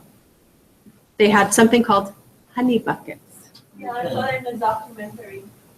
I cannot answer, I cannot answer now. I've been on some of these villages and they do I was not. raised with somebody, Were you? Yeah, hauling water, kerosene lamp. yeah. Snow, that, and stuff. We used to have 5 irons on metal irons, heavy metal irons on them with snow, and we'd rotate them as they cool down. Iron the clothes. Iron your clothes, or did sometimes actually they had little bricks that they would heat up in order to warm up a bed. You guys ever remember? You guys ever heard that? Like a brick? Yeah, Jim, right? How old are you? No bricks. Yeah. You grew up here, Alaska? He's a time traveler. That was in the 70s. That was in the 70s? And then we got a Whitty. We had 2 neighbors. We lived 25 miles out of Delta, small town. We had a Whitty. Oh, okay, got it. And so we got What is that? What is that? a big old generator. Oh, A flywheel okay. running about Oh, 2 gotcha. pounds. With the neighbors, we had 2 neighbors a quarter mile away. They did all their water. Did all that. Bringing the clothes, bringing them, clothes on. Not that one, not even a generation away, right? Like, right? Okay. So, so there's a couple, so Alaska Housing was developed so that properties could sell in Alaska. And then they started realizing what an awesome return on an investment. Remember the Big Short before it got crazy? The Big Short was all about how stable and amazing mortgage loans were, because who doesn't pay their mortgage, right? So Alaska Housing started making all kinds of money. 99% of the crap that the state of Alaska has invested in have been totally stupid, okay? FYI, Muskox Farms, okay? Better yet, a fish processing plant in Midtown Anchorage, okay? Stupid stuff that they put their money into. But Alaska Housing was one of the smartest, most brilliant moves that they ever made, because it makes money, or at least pays for itself. And it provides an amazing service for Alaskans, okay? So obviously, the majority of Alaskans are not in villages. The majority of Alaskans are in municipalities. So all of these housing programs that have been especially developed for Alaskans, that, by the way, you can't get anywhere else, okay? are a really excellent selling point, but the best thing that they have going for them. But if your lender says they need to go Alaska Housing, they're trying to tell you something. Okay, and that what they're trying to tell you is what? There's no credit score adjuster. Okay, so they're not paying more money for where their credit score is. That's what they're trying to tell you. Okay. There's also a loan that, or I believe it's Alaska Natives. HUD 184. Is it the HUD 184 that does not require a credit score? That is at all? correct, and that's an FHA loan. And what's the dealio with HUD 184? Does anybody know? So if you have a share in a native corporation, or you can prove that you have a BIA card, okay, and it has to be a Bureau of Indian Affairs card. You do not have to have a credit score to get a loan, and it's a low down payment. But that's just for natives, not for white, other people. Oh, don't, trust me, American trust me when I tell you, you can see a blonde-haired, blue-eyed person that can be of Russian descent if they marry. Okay, I understand. Okay. Yeah, you don't have to look, you just have to be. And have a BIA card. BIA, Bureau of Indian Affairs card. One share in a native corporation or Bureau of Indian Affairs. And oh, by the way, native shares can be gifted. Does that work for Native Americans too? You have to have a BIA card, Bureau Or of native- Indian or Affairs native I card. think it's up to 1/4 blood. Yeah, no, it's not, every tribe is different. So, Every tribe is different, and you want to be careful. All I say is you need a BIA card, and I don't talk any more about it. And a lot of people claim that they're American Indian, but they can't prove it. Where do they get this BIA? From the Bureau of Indian Affairs. Then you And they said have to that prove. you said that they can transfer those rights? They can be gifted, but typically only within families. You're not going to be able to, nobody's going to be able to gift me a share because the native corporation's share stocks have to stay within the tribe. But they can do it to family members. So for example, if your mom and dad and you each have, and I'm throwing something out there and I don't know enough to talk about it, I'm just making an example. You each have 10 shares of series stock, but none of your children have any series stock. I can gift a share to my child and therefore they can get a HUD 184 loan. Okay. So you don't ask them if they have any native shares? You can ask. Okay. And you can ask, I would literally look at you. So here's the two things that I would ask when I meet Megan. Megan, any chance that you or any member of your family has a share in a native corporation, you have a BIA card, or you have served in the military? Okay. Why do I want to ask Megan if she has served in the military? Because I do not assume that a young woman has not served in the military. And I don't assume by the fact that you have red hair and blue eyes that you could not have either native descent or Indian blood. Right. I don't assume, I ask. And it's totally okay, you guys. It's non-discriminatory to ask those questions because you're asking whether or not there's a loan program that we might not have talked about or that might not work for you. Then they have more options. You have more to qualify options. for a home. Correct. There you go. Some of these programs run correlated together, like natives that have had military service. Oh, sure. Yeah. Yeah, no, I can stack loan programs together, you guys. Oh, I can stack VA, Alaska Housing, interest rate reduction for a low-income borrower. I can stack loan programs together. How do you So like? I guess that buyer that I sent over to resident buyer to home state. Yeah. He was gonna do VA. Yeah. He used to serve in the military, but he sounded like he wasn't from here. He sounded like he was from Hawaii or something. Yeah. So was there a possibility you could have, if the lender asked him more questions? you could Yes. have him? Yes, and by the way, your lenders are trained, you guys, to ask these questions because obviously, would it make good sense to you that if I've got a veteran, I just saved them a whole bunch of money on a down payment? I saved them between at least 3.5% and all the way up to 20% in money. That allows thousands more people to buy a house that you're going to come into contact with. Because he knew what he wanted. Yes. He knew how much he wanted for a home that he can afford. Mhm. The thing was, his credit score didn't make it. Gotcha. And a lot of people, you guys, this is where you're going to find out credit quals matter. Credit qualification matters. And by the way, there are veterans in the world who walk around thinking because they have a 0 down payment that it doesn't matter whether or not they pay their bills. And it does. Okay? Or if you have a collection, or if you blah, blah, blah, blah, blah, blah, blah. Okay?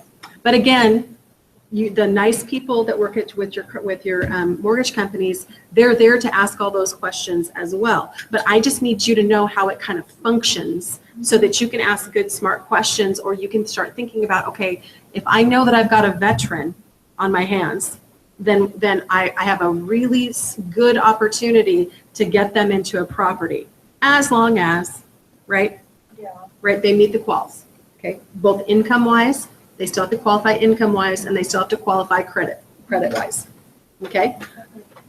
Okay, but what happens if I have, so watch this, what happens if I have a veteran who's got crap credit, but turns out that they also are a American Indian?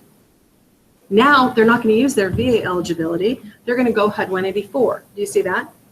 I can still get them in a house. So do you see this is why knowing lending is so important. Okay, but let's go back to this uniform appraisal report. Yep. Maybe kind of like list, like this Jack White have like maintain a list or anything like that, like all the lending programs. I mean, this is like one aspect of being. You know, there's literally sort of like shorthand stuff with the client. Here's the deal. We could give you these lists, but they change all the time and they're exhaustive. And we can't possibly tell you all the different loan programs out there because I don't speak on a regular basis to Credit Union One, who can come up with any loan program they want to for a particular creditor. I suppose. Yeah. I understand. I mean, I guess in general, you need, here's what you need to know. I guess we're learning it now. Yeah. You need to know here's the basics. Okay. Yeah. The basics are FHA, VA, and conventional. Yeah. And then everything else literally on top of that is an add-on. Yeah. These are your 3 basic lending programs. Because if they don't qualify for Alaska Housing, they still qualify for these 3. Right. Okay? Yeah. Or cash or seller financing. I apologize, but these are our options, But period. your lender should be able to Correct. come up with this stuff. No, the lender actually sits down, pulls their credit, takes a look at where they, you and I can't do that stuff, Yeah. but I can certainly ask a question, right? So that I get a little bit more familiar. Yeah, I mean, it's a huge opportunity. Somebody might not understand that they can afford a house. Right? And all How of a about a sudden, it's veteran? buyer, like, landing in your lap. Like, Exactly. Buy something? Yeah, I'll help. Oh yeah, absolutely. Or you find out that somebody like Megan all of a sudden tells me, oh yeah, I have a share in Czech Native Corporation because my family is Russian and we were Russian Orthodox. And I'm like, ba-bing, what does that mean? She now didn't know that she was a buyer. She's a buyer now. And there's a lot of people, believe it or not, who don't know that they qualify for a house. There's tons of people who don't know that they qualify.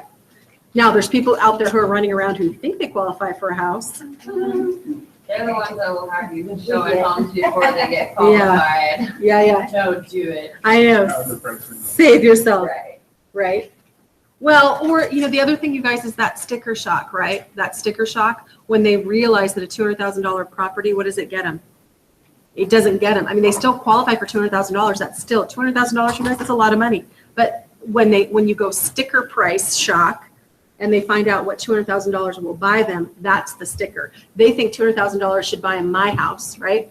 And it buys them a townhouse. Yeah, right. Okay, so let's look at this appraisal report. So one of the things you might want to start doing, especially when you sell your first properties, you want to make sure you get the appraisal report. Appraisal reports are starting to get a little bit tough to get. I'm not even lying to you about this.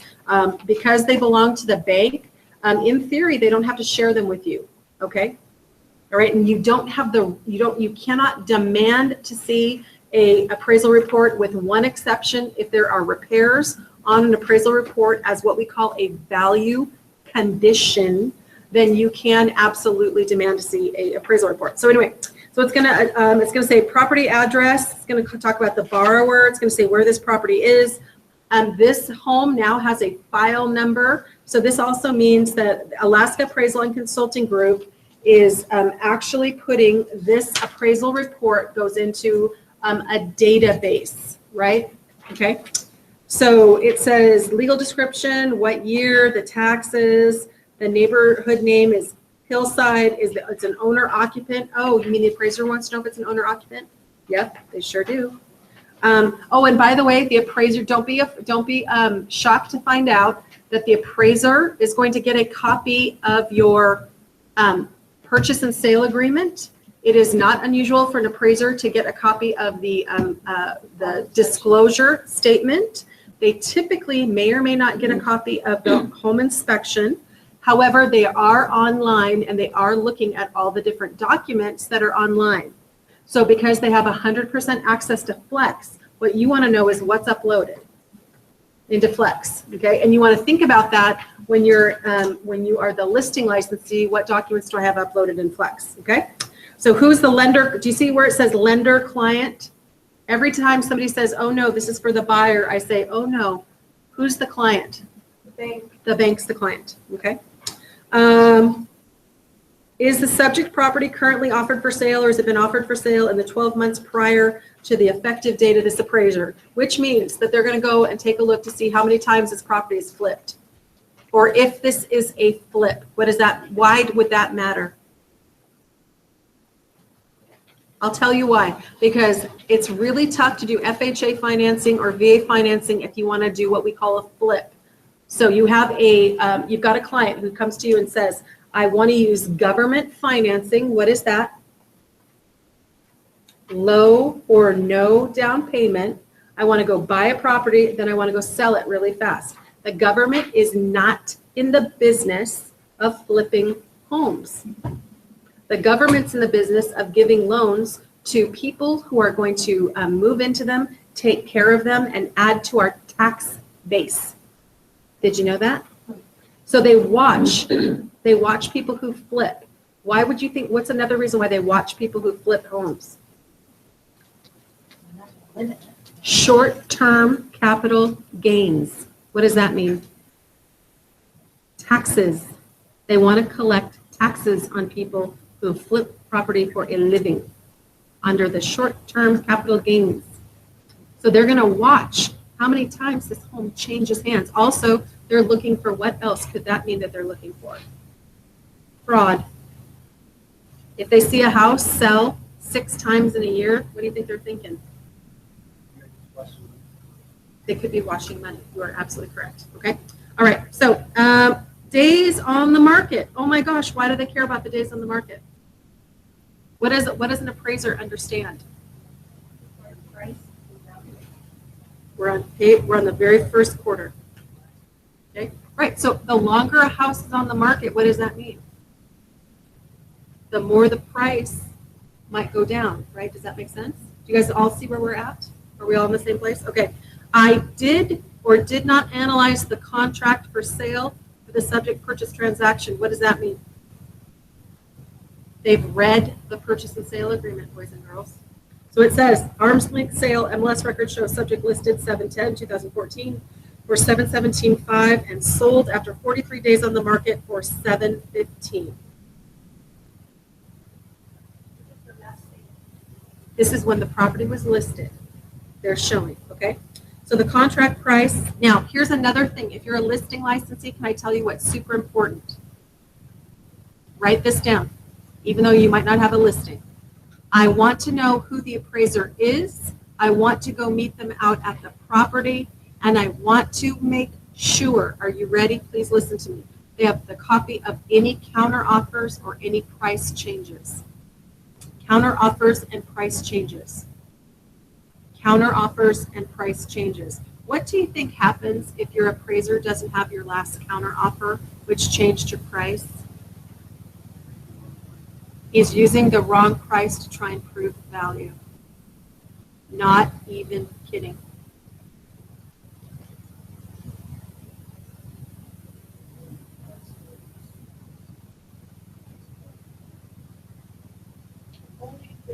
if I'm the listing licensee, I want to go out, I want to meet the appraiser, I want to make sure they have a copy of the contract, and I want to ensure that they have a copy of any price changes addendums, amendments, or counteroffers. It is not unusual for the appraiser maybe doesn't have the right contract.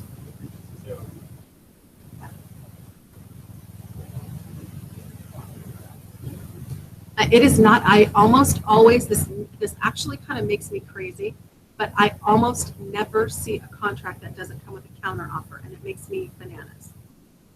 We used to get contracts signed without counteroffers. Now we counteroffer over the stupidest stuff, which is why I try to tell you guys, don't counter an offer unless you absolutely have to. So it should be price and terms. Okay. Now I do understand that buyers are out there asking you to write lowball offers, but really, unless you have to counter something, don't counter over dumb stuff. Is it okay to call the listing your clients going to write a little more? Absolutely. Because I've done that. Absolutely. Do I call all the time and I say, hey, I'm working with a first-time home buyer. This is the first property that we've looked at. Yep. No. I pre-negotiate all offers. I'll show you how to do it. No problem. Okay. So you go out there, meet the appraiser. I'm meeting the appraiser. I have all the documents here. Is there anything that you'd like to see? I want to make sure that you've got the latest copy of the last counter offer that said this property is at 715. Anything that you need, and I have my. Nope, they don't want to look at it. That's fine. I don't care. By the way, you're going to be shocked to find out that an appraiser will typically spend about 15 minutes in the house. Maybe 15 minutes. Well, they're going around. They're taking some photos. They're going and they're doing their calculations. They have to do room calcs. Some of them have a little device that does it for them. And sometimes they've stood outside the house and they've done some stuff that you don't know anything about. When it comes to getting inside a house, and if you're doing a refinance appraisal, you guys, they typically do what we call a drive-by. They won't even come into your home, just so you know. They're probably based. They have a database. Yes. Place. Yep. So it says, if there are any financial assistance, loan charges, sales concessions, gift, or down payment assistance to be paid by any party on behalf of the borrower. This says no. Unfortunately, there was $21,000 in closing costs that he missed. $21,000 in closing costs. Okay, so neighborhood characteristics, 1 unit housing trends, 1 unit housing. So here's something that's interesting. You guys, this is something that you can actually take a look at. So price, age, okay? So price, 3, low, 0, 1,000, high, 55, age, 655, 20. So they're telling you some different stuff. They're giving you boundaries. They're telling you about the neighborhood. They're saying that our market, so here's the thing that's really interesting to us. In 2014, they said there was a stable market in balance with 3 to 6 months of inventory. What does that mean to you? Now, what can you interpret from that information? Nope, that it was a stable market. So property values are increasing, stable, or declining.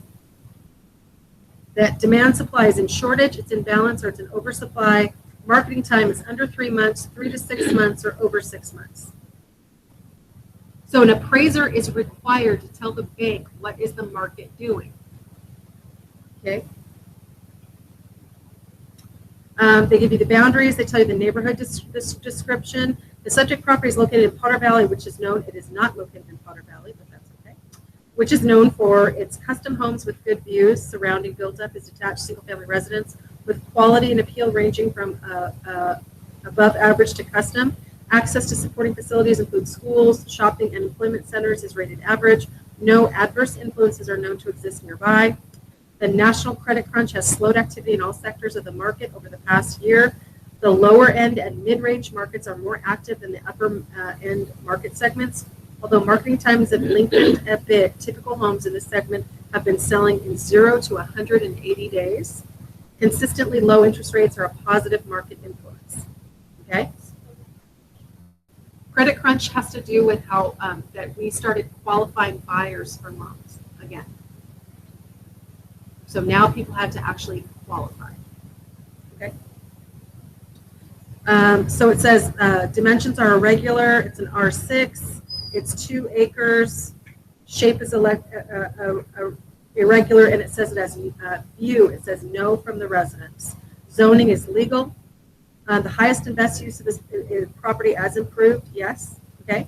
So remember when you had to, on your pre-licensing and you were studying about highest and best use, is this property its highest and best use? A house highest and best use is for what? Living in. It's highest and best use, okay? Yes, yes? This credit card. Yeah. Almost makes me think that this is. It is boilerplate. 2014. Yeah. But it started lending a lot. No, not compared. I'm sorry. If you were in lending or if you were in real estate in 2006, 7, and 8, absolutely not. All I had to do was find somebody who was interested in buying, and I could get them into a house. Right, but So it now- was really like in 2010, it was bad. 2011 started lending money again, and I thought like 2014. Sort of, I thought the market's normalized. I think you're probably right, but I still think buyers perceive it's harder to get a loan now. So they call it a credit crunch. Yeah, they still do. Okay, because they have to be qualified. By the way, because they have to be qualified. Actually qualified. Yeah. Okay. All right, so now they give a general description, they talk about the foundation, they give an exterior description, and they give an interior description. Okay? So they call this one with an accessory unit. How come, guys? Because remember it had the mother-in-law? That's your accessory unit. They called it a raised ranch built in 1972. Effective age is 12 years. Okay, full basement, right? What else is he saying? Radiant heat. So he's saying that foundation walls, exterior walls, roof surface, gutters and downspout, window type, storm or insulated amenities, fireplaces, patios and decks, porches and other. They said a shed, floors, tile, hardwood, carpet, good, walls, trim and finish, bath and floor, driveway for a number of cars. They're even looking for the number of cars you can put in there. Garage, a 4-car garage built in. Okay, appliances. They're saying what appliances are coming. So they're saying finished area above grade contains 6 rooms, 3 bedrooms, 2.1 baths, 2992 square feet of gross living area. And it is energy efficiency is rated at 5-star, and it has an attached addendum to that. And it says kitchen remodel 1 to 5 years ago, bathrooms remodeled 1 to 5 years ago. The subject has been extensively remodeled. The subject was remodeled in 2006. Remodeled includes elevator, bath is tiled, kitchen has granite, countertops, hardwood floors and appliances. Overall condition of the residence is considered to be good. Overall appeal is considered to be average plus. Is there any physical deficiencies or adverse conditions that affect the livability, soundness, or structural integrity of the property? That's either a yes or no. Okay, and by the way, if that answer is marked yes, what do you think the problem is?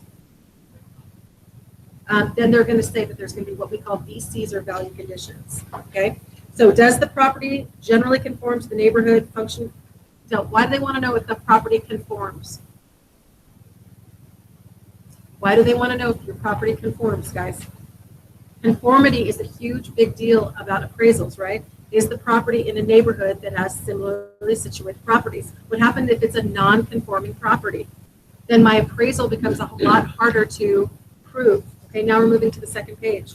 So there are 14 comparable properties currently offered for sale in the subject neighborhood, ranging in price from $650,000 to $850,000. So is our price point within that bandwidth? And do you see that that bandwidth is $200,000? That's huge, okay? There are 20 comparable sales in the subject neighborhood within the past 12 months, ranging from $650,000 to $850,000. So now it gives your subject property, and then it says comparable 1, comparable 2, and comparable 3. And how many comparables did we use? And he used 5 comparables. Okay. Now, what's really interesting is when you find out, when you do your CMA, if your comparables are the same comparables that Mr. Appraiser used. Sometimes they are, and sometimes they're not. Why do you think on a really high-end property can you go back 12 months? Because it takes longer for them to sell. Yes. Yeah, it takes longer for them to sell. Okay. So subject property, price per square foot. And then now you see, now here's the mamma jamma, you guys. This is why I do not want you doing adjustments on properties until you see 20, 30, 40 appraisals and you start seeing what an appraiser actually will adjust. So here you go. Location, residence, right? It's 2 acres. It's got it, they say no view, design style, quality of construction. They have to give a Q value of the construction of the property. Actual age and condition. Q3, all of this stuff is back here, you guys, and I will tell you that a Q3 is, hang on, and I'll tell you for a second.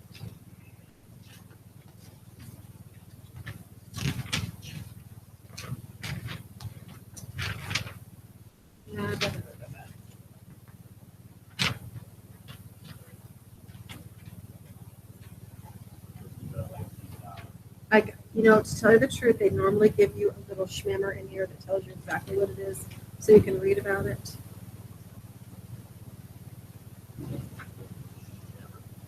A little schmammer that they'll do. They'll give you a little. I will find, if you really want to know, I've got the files on there upstairs. Okay, so it says basement, and I probably am going to have to find that for you. I don't see it in the report. So functional utility, it says average, cooling and heating, gas radiant heat. Energy efficient items typical for Alaska, garage, carport, porch, patio, and deck, fireplaces, fences, and amenities. And it says RODGVF.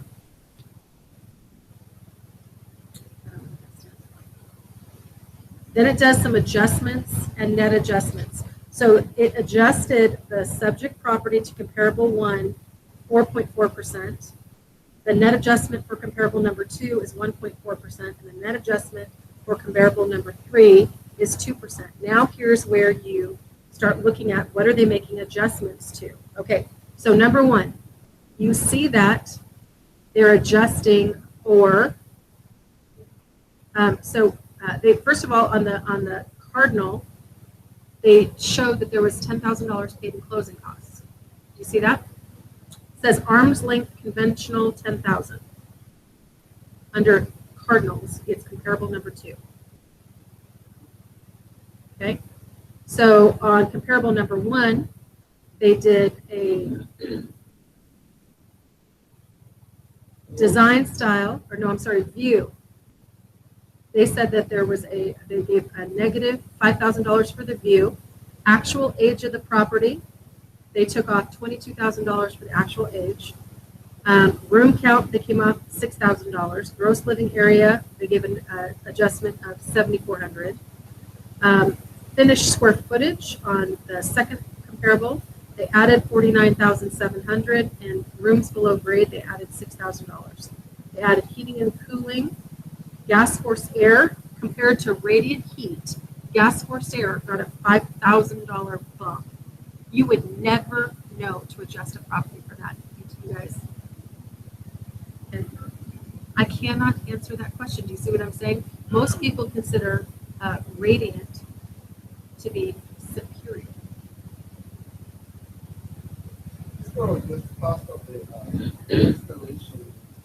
Cannot answer, guys. All I'm telling you is, you are not qualified to make adjustments.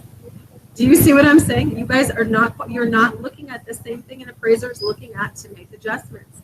And it's not until you see 40 and 50 and 60 appraisal reports that you're able to actually, most of you will not ever read them, and you won't look at them and see what they actually make adjustments on.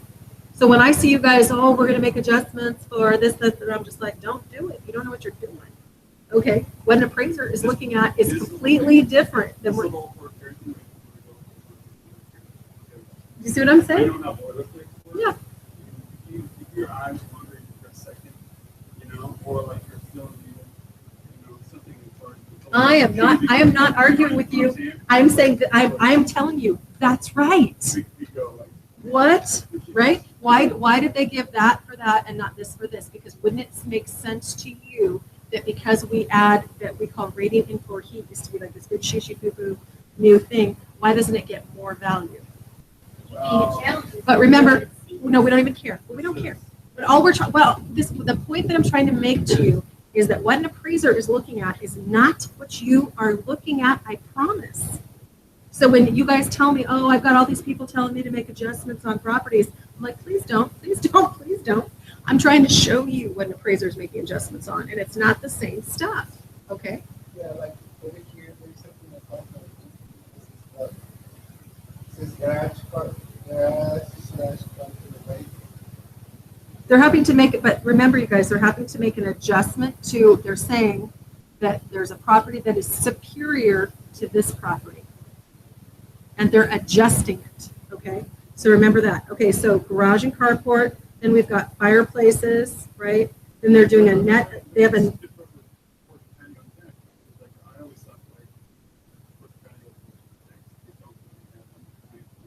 yeah, they do. They do. No, they do. No, if you got 1,000 feet worth of decking, is that not worth more than 100 feet worth of decking? Just in lumber, it's worth more. I agree. Yeah. I agree. But that's what I'm trying. That's what I'm trying to tell you. But I think his point is, but the point being, do you see that an appraiser is looking at different stuff than we are? Is my bottom line point. Yes. Even the system could be a little bit arbitrary, but it's the consistency that gets spit out. Correct. And right. I think that the common attention here was going back to this, is that like he's doing this one, and there's that difference between the 4-car garage and the 2-car garage, and in two one he's adding 7,000 on one one and 10,000. And there's a difference there of $3,000 or whatever. But here's what you're probably, I need you to get this. These appraisals are loaded into his appraisal system. He's picking his comparables. Do you get that? And they've already been adjusted. Ding, ding. Do you get that? I'm not saying the same guy has done all these adjustments. Okay, do you see now where I'm going? I'm saying that he's looking at what adjustments were made on a subject property to give the appraised value. Does that make sense to you? Okay. And then he has to make, so the net adjustments, here's the other thing, the net adjustment, the largest net adjustment so far is 4.4%, the other net adjustment is 1.4, and the other net adjustment is 2.0. So here's the other thing that I see people adjusting properties 3, 5, 10, 15, 20%. And I'm here to tell you, appraisers cannot adjust properties that much. So when I see these crazy adjustments that you guys have made, like I'm going to give $10,000 for an extra bedroom, here's what I want you to start to get. What gives, like one thing on, especially on higher end homes that you need to pay attention to is square footages above and below grade.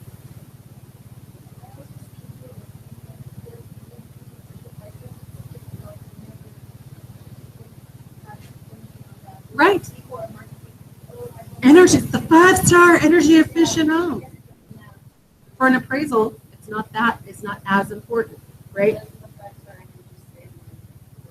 Yeah, and it makes the house more, I will tell you, I honestly believe it makes your house more marketable, but I'm not saying it makes it more valuable. Marketable, it's perception. And by the way, there's a whole bunch of people who think that I would never, under any circumstances, buy a 6-star energy rated home. You couldn't give me one. Do you know why? They're considered to be sick houses now. They're too tight. They're too tight. People are getting sick. Exactly. Or you have to have a HVR system, you know, and your HVR system has to actually work. So if you get into these houses that are too tight, they start to make families sick. Why do you think we're getting all of these allergies? Why do you think you're getting all these people who are sick all the time? Yes. Yes.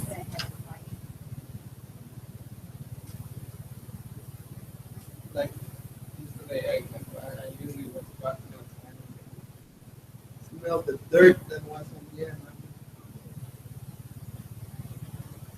So the other thing I want you to do is look at the item that causes the most amount of adjustments. Like what's the item that gave you the big mamma jamma? Actual age, what else? living area, yep. Mhm. Okay, so that's kind of the things I want you to start paying attention to. Number one, you don't choose what comparables the appraiser uses. You choose comparables that you are looking at on the MLS. They choose comparables that make their job easier, not that make our job easier. Of course they can. Yeah, sure. Okay, so my research did or did not reveal any prior sales or transfers for the last 3 years. Oh, so they're going back and looking at the history, which is one of the things I always show you guys to go do, go look at the history. Okay. What did they use? Data sources, MOA. AMDS is the actual appraisers database and the MLS. Okay. Effective date of data sources, analysis of prior sale or transfer history. I have performed no or the specific services as an appraiser in any other capacity regarding the property that is the subject of this report within 3 years. So they have to say whether or not they appraised the property within 3 years. And so the indicated value by comparison is 730. The appraisal is made either as is, here's your mamma jamma right here. So typically, the only thing all right, can I tell you the two things that I do, that I see licensees do all the time? They get the appraisal report, they turn to page 3, they go to the bottom, and it says, appraisal is made either as is or subject to completion per plans and specifications on the basis of a hypothetical condition that the improvements have been completed subject to the following repairs or alterations on the basis or of a hypothetical condition that the repairs or alterations have been completed or subject to the following required inspection based on the extraordinary assumption that the condition or deficiency does not require alteration or repair. And it says as inspected. So what that means is there are no what we call value conditions, and they gave an appraised value of this property of $730,000. Okay. Do you see it? Do you see where it's at? The appraiser didn't ask for one repair, not one. Nope, it's on the bottom of page. She said page 3, it's on page 2. No, but it's page 3. I mean, front page, second page, third page. It's on page 2 of 6, sorry. Yeah. So 99.999% of licensees, when they see an appraisal, they're going to page 2, they're going to the bottom, and they're saying, does the appraiser require any repairs, and what did it come in at? Okay. They never look at anything else. Now, what I'm telling you to do is start to look at, if you want to know, so where I always find it to be interesting is people who really start getting good at adjustments of properties pay attention to what appraisers pay attention to. Appraisers are paying attention most of the time, you guys, to the age of the property, and they're paying attention to square footages. Square footages make a really big deal, do they not? Yeah,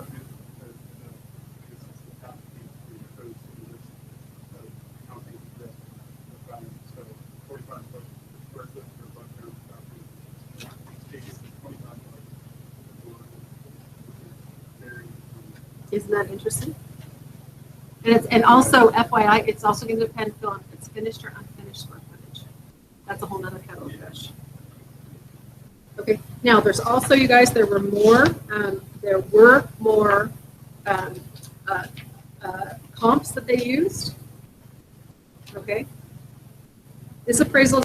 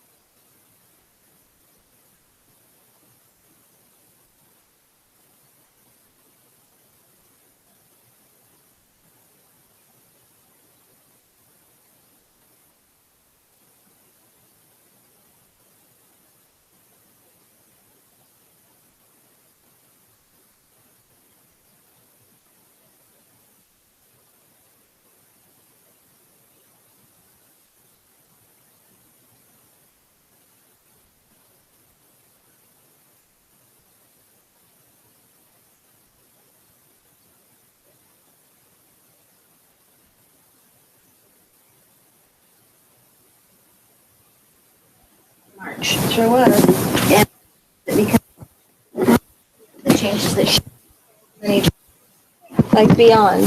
She was like, Remember, only $30. it was like my first encounter with her, and she goes, can you move this just a little bit here?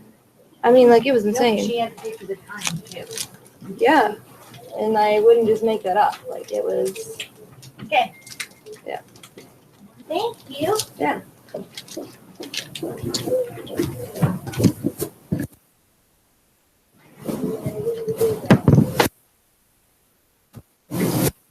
No. Today's flying by.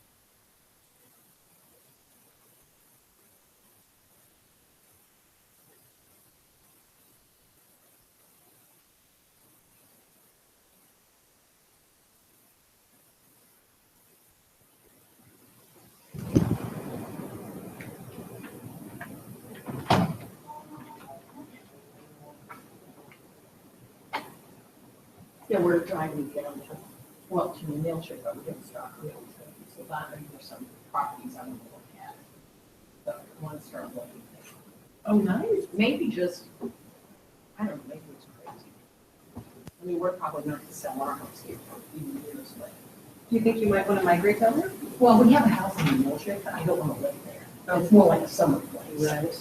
So we have to live somewhere. Eagle River, you know, is our, we like it, but it's pretty expensive. Is it really? Do you think I mean, so? the property taxes. I don't know. I like it too much. Right, I don't think it'd be that much less expensive on the. It really know, but the cost of the houses, and of course we would downsize. Gotcha, But we just need to start looking. gotcha, gotcha, So, gotcha. and we know exactly what we want, so. The thing is, I'm thinking I want to ride by the neighborhoods first before I make an appointment. Well, you know, the other thing too is we've got 2 officers down there. Yeah. Yeah, one of them is listed by Jack White, the other one is that it's another. And you know, Stacy Kraus is the Mhm. broker down there, and she's. Yeah. But I mean, is it weird to have, I mean, to own 3 houses? I mean, I'm not judging you, but a lot of people are banking their wealth in real estate. yeah, So- I mean, and, yeah, we probably wouldn't move to it, hopefully for a few years. Mhm. You know, and the house is just, so, Mhm. and then eventually sell ours. But see, I don't understand people have RVs. See, I don't get that. We had one for a few years, and actually, our son lived in it in the summer while he was working down there. And then I went down the next summer, I said, why are we doing this? And we found a little house, and we bought the house instead. Mhm. Because it wasn't much of a tax deduction, and so that's what we did, but now I'm sorry that I'm so distracted today, but I'm in such a pain. You're back. Oh, sorry. I got hurt. Oh, I'm so sorry. You're back. Nope. Do your best, my friend. Just do your best.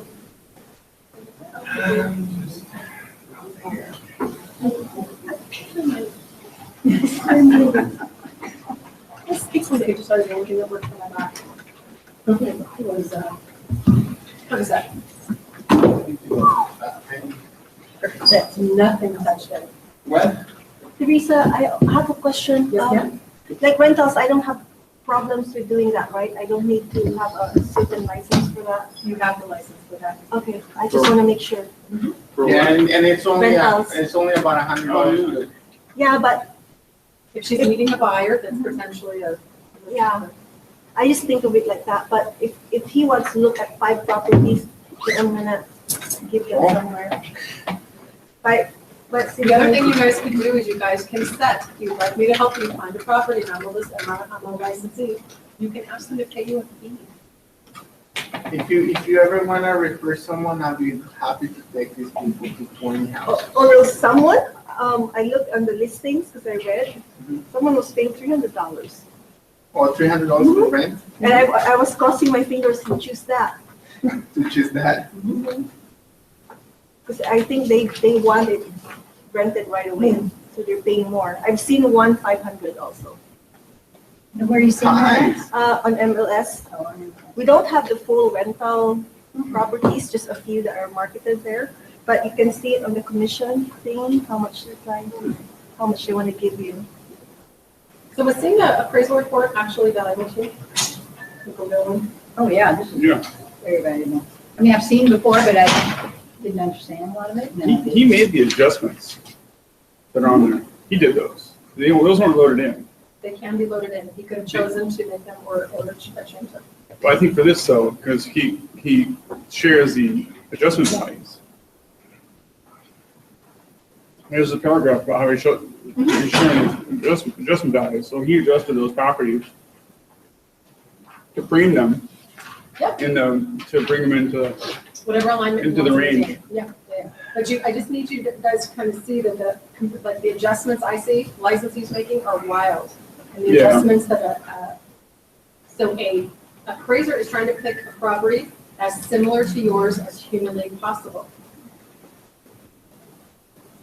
They're trying to pick design style, size, acre, the whole 9, because they're trying to make as minimum number of adjustments as humanly possible. right. Which is why I tell licensees, quit making adjustments to properties, because most of the time, you're not making the same adjustments that the appraiser is.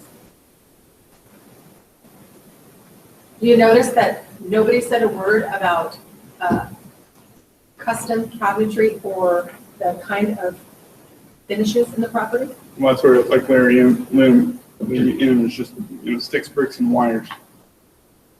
And it just goes right back to how things I are think- appraised. No mention about a fence or anything. No, like that. no mention about the granite countertops. That we sit there and we go granite countertops, granite countertops, granite countertops. Do you notice any adjustment for countertops? Yeah, that really does kind of bother me because there's a huge range in quality. Correct. And quality equates into durability. Like the kitchen that you build that looks terrible after 5 years is not equivalent to the kitchen that can be used for 25 years seriously and still maintain its I don't appearance. have any, That's true. I don't have any problem with what you're saying about quality materials, but it's just like, why don't all of us drive the same car? I do honestly think that I could be completely wrong and I don't know nothing about this.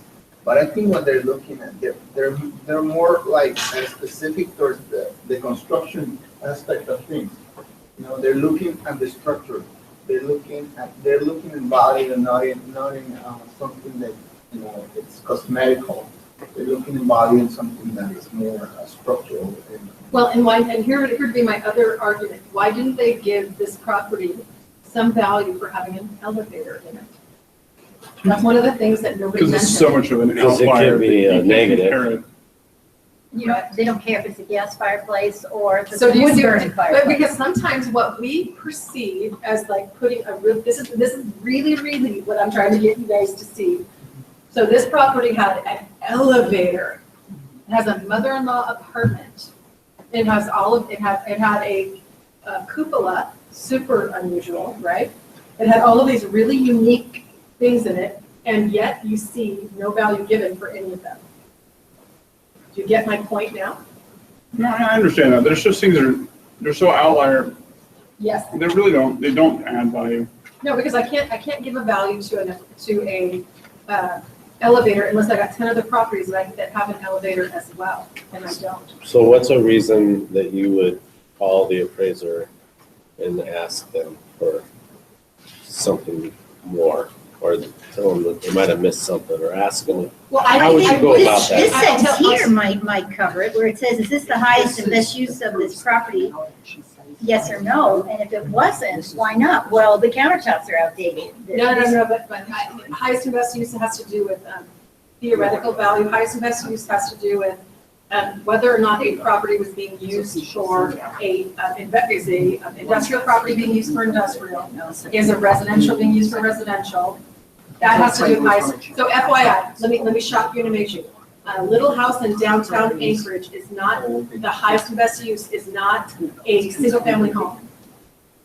A little house in downtown Anchorage, its highest and best use is not a single-family home. It's a municipal structure, or a building, or a parking lot, or a, Bed and breakfast. but it's not a single-family home. So really, that's a land use question. That's a, No, I mean, the highest and best use is a land use question. Yes. It's not whether or not this house is the highest and best use of this house, it is a land use. Is this the best use for this land? What do you think? I'm trying to figure out where, It's the the underlying. difference between the high-end cabinets and the countertops. Where does he, you must see that in it. Well, I think. No, but you guys, that's- I guess, that's okay. I was showing him the proof that he missed. Gotcha, no problem. What I'm trying to tell you guys is it has to do with high-end countertops. I'm so sorry about that. You guys. High-end countertops have to do with saleability. Because I asked a question and nobody answered me. Why don't we all drive the same kind of car? We have different tastes. Different ways to afford. Correct. What you think is beautiful, I don't think is beautiful. I know it does become a taste question, but I think quality questions are a little different. No, I think you're absolutely correct, but see people right now, and I hate to be the person who tells you, people are putting $35,000 worth of granite in houses, and I look at that countertop and I say, I wouldn't put that anywhere. That's not my taste. I don't like it. So you you valued it at $35,000. I value it at nothing. So is it maybe better to view an appraisal through the lens of land use? Mm-hmm. And that's really what's going on here. I mean, A little bit more. they're starting out with land use and land value. Let's see, we're selling houses, guys, so we already No, got I understand. I mean, eventually you're ending at the structure, but you're starting off with the land. Mhm. Is this land the Yeah. highest and best use? Yeah.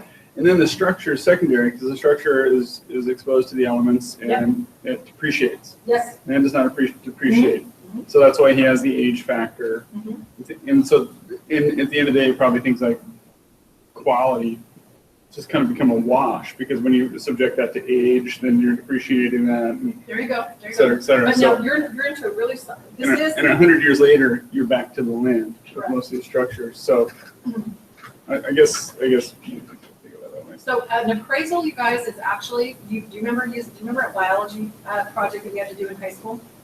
Using the scientific method. An appraisal uses the scientific method. What is the problem? What are we trying to solve for? And we're using some mathematical equations to basically solve for, but I really need you to understand it's a band or a range of value. Correct me how I understood. Sure. Let me put it in a way that I can understand too.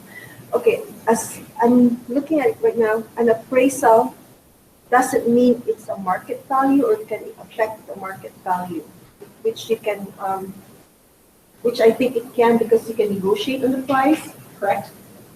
So like if my buyer now has this, they sold this property, they listed this property at 800, made an offer at 750, appraisal came at 900. So how, does that like change the market value of the home? Well, let's talk about and we're you're kind of getting to the basis of this. right? Okay, yeah. Because what you really need to understand is market value is what what a buyer is willing to pay for a property. Or what a buyer is willing to negotiate for a property. Now, here's something else that I want to show you that they completely and totally missed, right? He missed $21,000 in closing costs on this property. Where do you see And that? that probably was in the That's- counter offer. Is that what, No, so that's make it within the range no, or not? No, so here's what I want you to know. So even appraisals, when I go through and I look at an appraisal, I know that he missed. So on one property, he caught the $10,000 in closing costs. On this property, he said he reviewed the purchase and sale agreement, which asked for $20,000 in closing costs. So could you go back to the appraisal? Why would I? Version? Why would I? I got my appraisal in. Why would I go back to him and ask him to fix it? I Is don't this the one? Does that Yeah. make it even lower? This one? No, it wouldn't necessarily lower the value, Yes, remember? seller pay, Mhm. pay buyer's closing costs. Oh, okay, 20,000. So he had a copy, he said, he reviewed the purchase and sale agreement. But he said that there were no concessions paid. What am I So trying to now tell you? does he have to add the 20,000 or? No, here, go to the, With your agent, you might want go to, well, on the sales or financing concessions, which is on page 2 of 6, and it's under value adjustments. So one of these properties showed that it had $10,000 for closing costs. So it's not 10, it's 20. But what I'm trying to tell you is our subject property had 20 grand as closing costs. Right. That he didn't pick up. Where is that one? I'm sorry. So it's on a comp. Oh, okay. 206. Here's where they showed that they had closing costs paid, Mhm. okay? They didn't show on our house, they didn't show that there was 20 grand worth of closing costs paid. Now, am I gonna call that appraiser and bring that to his attention? I'm the listing licensee. Am I gonna do that? Yes. No, No, What if you're the no, I don't care. players? No, I don't care. We don't care. Okay. Oh, what do we care about? Oh, What do you- it's what do gonna you- lessen the You money. want that the appraisal to amount? be At the end of at the or day, above. what do you care about? You care about if there's, do I have to do any repairs? And what did it come in at value? Okay. I don't care. I don't care if you didn't do a good job. I don't care. You see what I'm saying? Because you got the value that you want Mm-hmm. from your listing. And it was actually, how More. much was it? More? 7:30. Okay. Would a sharp underwriter catch this and? No, what do they care about? The same two things. You only care about the numbers. They care about whether or not the seller has to go and do any repairs to the property. So, would it be safe to ask for a little bit or just leave it? What's that? Like if I'm the, counter the, Yeah, but let me ask you a question. What do you think does the seller have to see a copy of the appraisal? Let me ask you that. You're a listing licensee. Do I have to show my seller a copy of the appraisal? The seller? Yeah, because Yes. it's a part of the purchase, I mean, This does not belong to the seller. This belongs to the bank. So he doesn't have to see. what did they ask? Like, how much did my home? You know, here's my recommendation. I get really excited when the appraisal comes in. I call my seller and I said, your house appraised. Am I telling them the truth? Yes. Yes, I am. And there is no, you don't have to do any work on it. Oh, I'm cool. so excited the house appraised, you don't have to do any work. Do you think that a seller seeing their house appraised for basically, if you think about the $20,000 in concessions plus the additional $10,000 in cost, right? Do you think they'd be happy knowing that their house sold that was actually worth $730,000? No, they'll probably be like, let's raise the price. We have a contract, can't raise the price, but that's what they think. Hmm.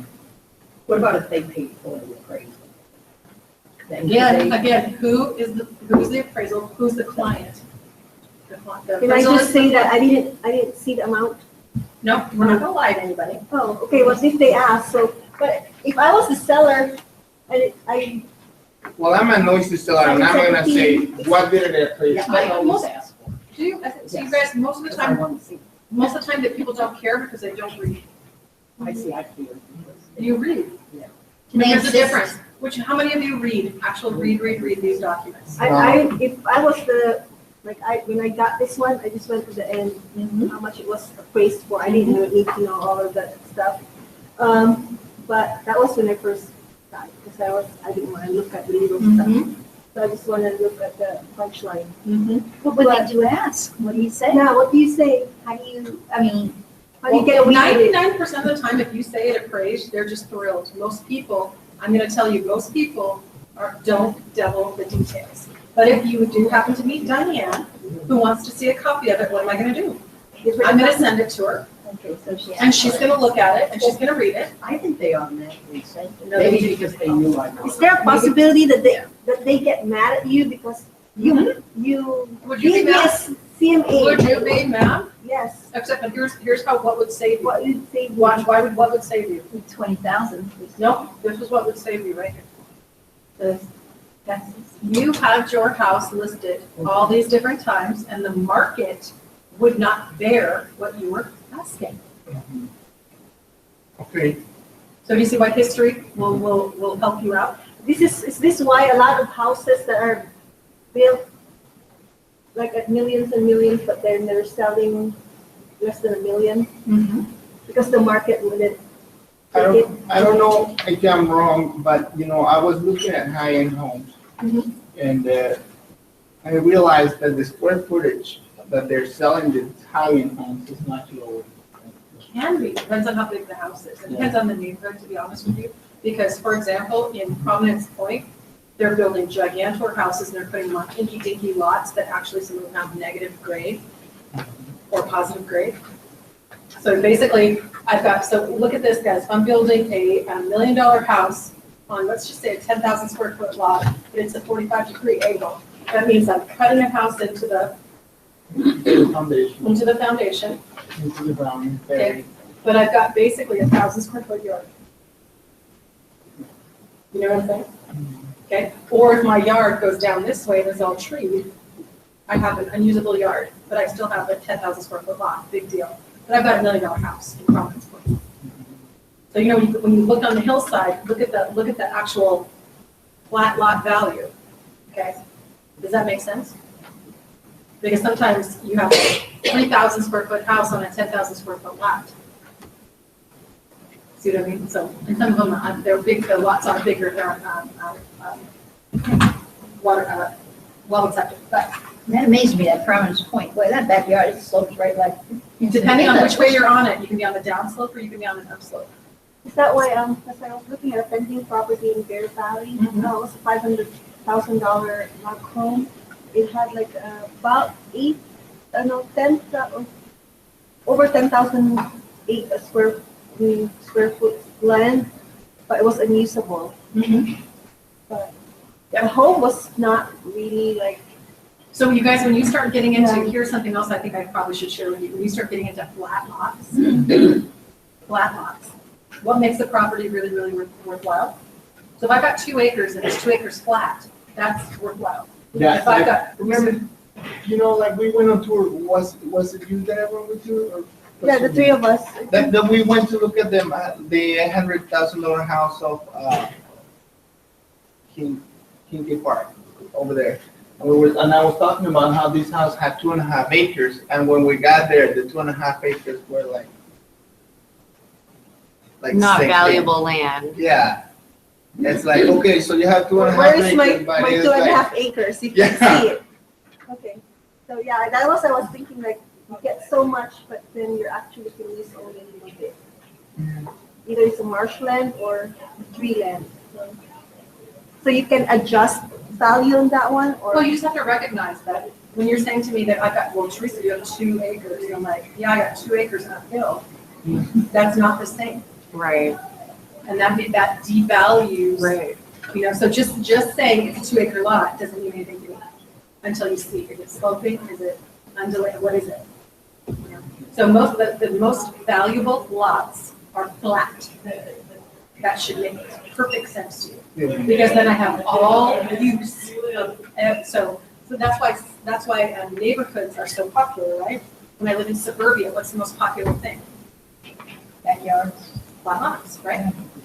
That's why we would take a gravel pit, fill it in, and we didn't add banks and whatnot, because people they want, if they're paying for the lot, because, right, I'm taxed on it, I want to be able to use it, okay? So also, I want to take you to page 4 of 6.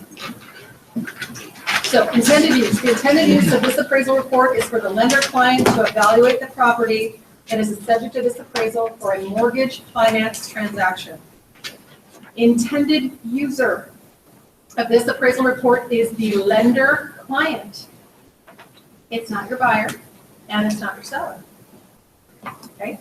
Definition of market value, the most probable price which a property should bring in a competitive and open market under all conditions requisite to a fair sale. The buyer and sellers, each acting prudently, knowledgeable, and assuming the price is not affected by undue stimulus. Implicit in this definition is the consummation of a sales of a specified date and the passing of this title from seller to buyer under conditions whereby, number one, buyer and seller are typically motivated.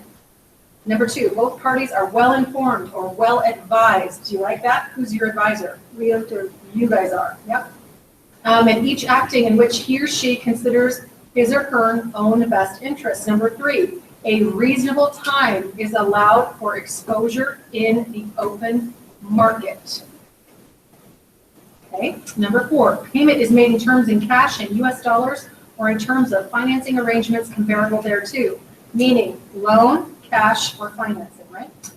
Five, the price represents the normal consideration for the property sold, unaffected by special or creative financing or sales concessions granted by anyone associated with the sale. They have a little asterisk as to sales concessions.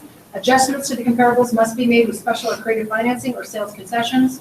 No adjustments are necessary for those costs which are normally paid by sellers, such as the result of traditional or law in a market area. These costs are readily identifiable since the seller pays these costs in virtually all sales transactions. Special or creative financing adjustments can be made to the comparable property by comparisons to financing terms offered by a third-party institutional lender that is not already involved in the property or transaction. Any adjustment should be calculated in a mechanical dollar-for-dollar cost of the financing or concession, but the dollar amount of any adjustment should approximate the market's reaction to the financing or concession based on the appraiser's adjustment. So there's some assumptions. The appraiser certificate in this report is subject to the following assumptions.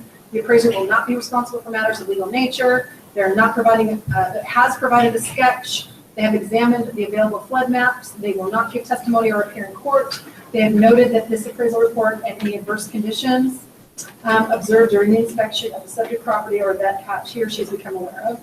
And they base their appraised report and valuation conclusion for an appraisal that is subject to satisfactory completion repairs or alterations on the assumption that the completion repairs or alterations will be performed in a professional reflective manner. Okay, then he goes on and tells you all of his qualifications. Okay, so at the end of the day, Chad Burris, who's a good friend of mine, appraised this property for $730,000. And he also, there is comparable 4 and 5 if you want to look at those. That's on page, it's after page 6 of 6, it would be on what I'd call. So they also used Bainbridge and Sitzmark. Can you see those? And again, actual age got you the biggest. Basement finished grade, carport, garage.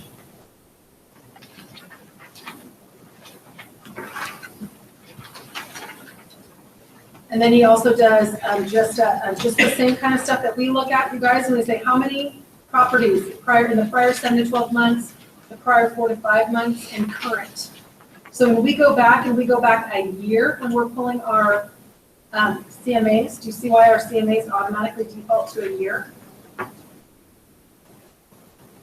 So when you go and you look at, when you pull a property report on if you're looking for active closed transactions, this is why this defaults to 1 year.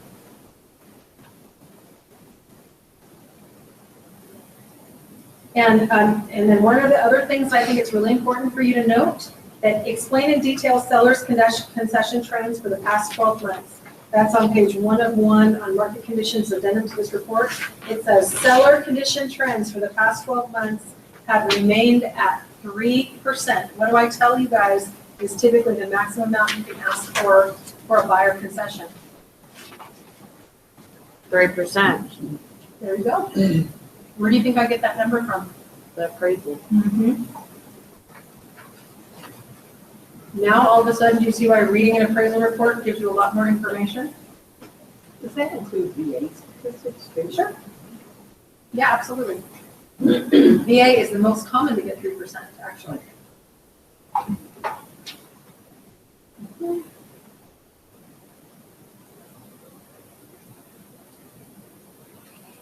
Okay, there was nothing else. Then you took a whole bunch of photos of the property, the street. And he took different properties. He also included the comparables, comparable 1, 2, 3, 4, and 5. And do you see that these houses are widely different in their exteriors? Yes. I mean, dramatically different in their exteriors? But I think he compared it since a lot of the homes there are custom built. Mm-hmm. Yep, for sure, for sure. But I just wanted you to see that a lot of the times you can vary an exterior. He even did a ranch in that. Did you do a ranch? Yeah, he sure did, number 2, Cardinal Circle. I'm shocked. No, that's not a ranch. No, but it's- No, Is it got a race? That's not a ranch. He's got a, I think it's really, Okay, I'm looking at the front picture here. he's got a slope down. Oh, okay. And then here's where, you guys, this is where everyone, the most, we probably consider a appraiser's sketch of a property to be one of, if you're gonna debate square footages, this is what I'm gonna wanna ask you to see. And if you have a seller who's absolutely insistent that their house is 3,000 square feet, but the municipality says it's 2, and by the way, pretty soon, you guys are gonna really start to feel square footages. When you are showing New Naca Valley 700 square foot houses, and then you start showing 1,200 square foot houses, there's a huge difference in how the space feels, how it lays out. Okay? So, but he actually should do a calculation of all the different areas per floors. Yeah, he's got it. Okay, so this is what I'm typically going to accept. Okay, and then on your last page, they do a location map. And some of these properties are too far away. So I've got 2 of his comparables are too far away. But what's the reasoning behind that? That's the closest you could find. No, he could find properties that are closer. Square footage. It has to do with the hillside and the type of structure that these are. And in this particular marketing area, and this is one of the rare times, and one of the reasons I'm going to show you this, that you're going to see an appraisal that goes outside of a mile away. When you get into these really big, interesting houses, but you are going to notice something else. They're all on what we consider to be the hillside, even though they are 2 miles away. So you've got Prospect Drive and Sitzmark Drive are on the upper hillside, right? And this is on DeArmond. is this where the point comes in when you get the appraisal and the seller still do a counter offer that she wants more on properties? Not anymore? No. When is that part gonna be? The only time that if you have an offer that is not contingent, let's go, thank you for asking. Let's go to the purchase and sale agreement, okay? Here's where this stuff starts to get really important, guys, and we're putting it all together, okay? No, it's purchase and sale agreement. Where did I go? Going right by it. There we go. Let's go here. Okay. Okay, go to the appraisal portion. Okay. Okay, the completion of this purchase is or is not contingent upon the appraisal of this property being equal to or greater than the agreed upon purchase price. If the completion of the purchase is contingent upon the appraisal and the property does not appraise for the purchase price or greater, the party shall have how many business days from receipt of appraisal to renegotiate the purchase price. So what we say when we work for a buyer is, all we want is it to appraise for the minimum of our sales price. If it appraises for less money, we're going to adjust the sales price down. But if it appraises for more money, we're not going to adjust it at all. Does that make sense? So we're not gonna buy it, they want more. No, the seller is not going to be able to, unless there's always an exception to every rule. Unless the property is not contingent upon the appraisal. Okay, that means I can ask for the difference in cash. But typically that would be a term in your appraisal. So if you're in one of these really high-end properties, right? Okay, and remember the one that we didn't get a chance to get down to, the $3 million duplex down on L Street? Okay, so here was the idea about the $3 million property out on L Street. So it never got an offer on it.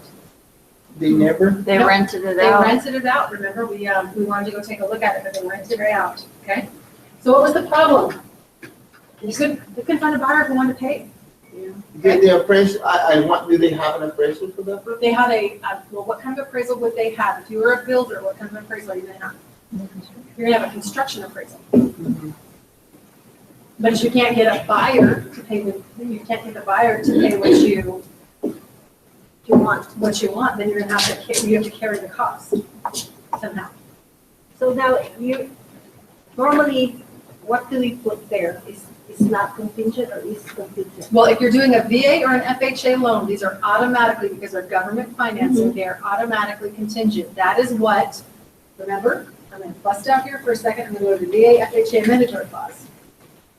FHA, VA mandatory clause, how about? So here's what this says. It is expressly agreed, that notwithstanding any other provisions of this contract, buyer shall not be obligated to complete the purchase of this property or to incur any penalty by forfeiture of earnest money deposits or otherwise, unless buyer has been given in accordance with the HUD/FHA or VA requirements, a written statement from the Federal Housing Commissioner, Department of Veteran Affairs, or direct endorsement lender setting forth the appraised value of the property of not less than, typically we put in their sales price.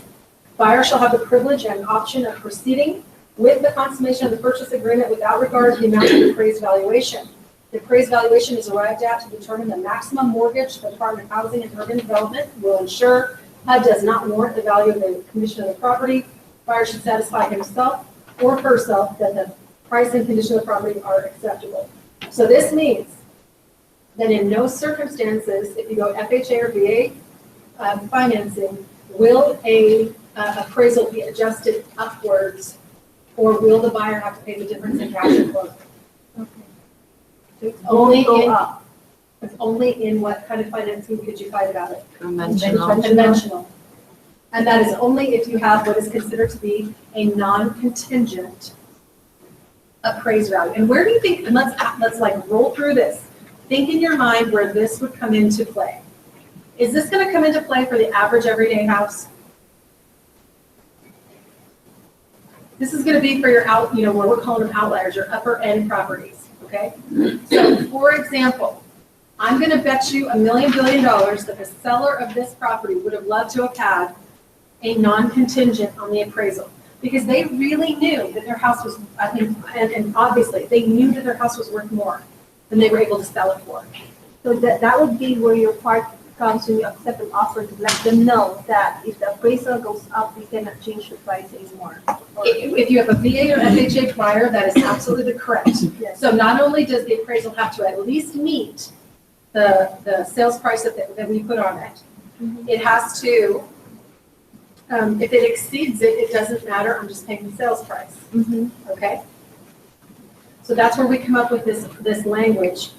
And I'm gonna go back to the other form, guys. Can the seller back out if the appraisal comes in much higher than the? No, they Not cannot, they're in anymore. a contract. Because it said there is not contingent, right? Unless it says is contingent. Right, and here's where this is gonna get, so this particular seller right here would have wanted a non-contingent appraisal agreement. Okay, because they knew their house was worth more. They just weren't getting offers at it, okay? But the buyer would not do a contingent on appraised value. They want to pay. Because they were going FHA, so it wasn't. If it's conventional, I'm pretty sure buyers don't want to pay more. No, So although you guys buyers can pay more. I told you, I don't know if I ever mentioned, I always talk about my Love Shack in Spinard. I owned a property in Spinard for years and years and years. And I absolutely promise you that it was a non-contingent property. And I had the appraised value came in low because the market was falling. Okay, if you're in a stable market, you can kind of pin your price and you're going to be pretty accurate. What happens if the market is falling because of the big short? So the buyer of my property paid the difference in our purchase price to me in cash at closing. So I received $5,000 more than the property appraised for because I would not sell it for $5,000 less.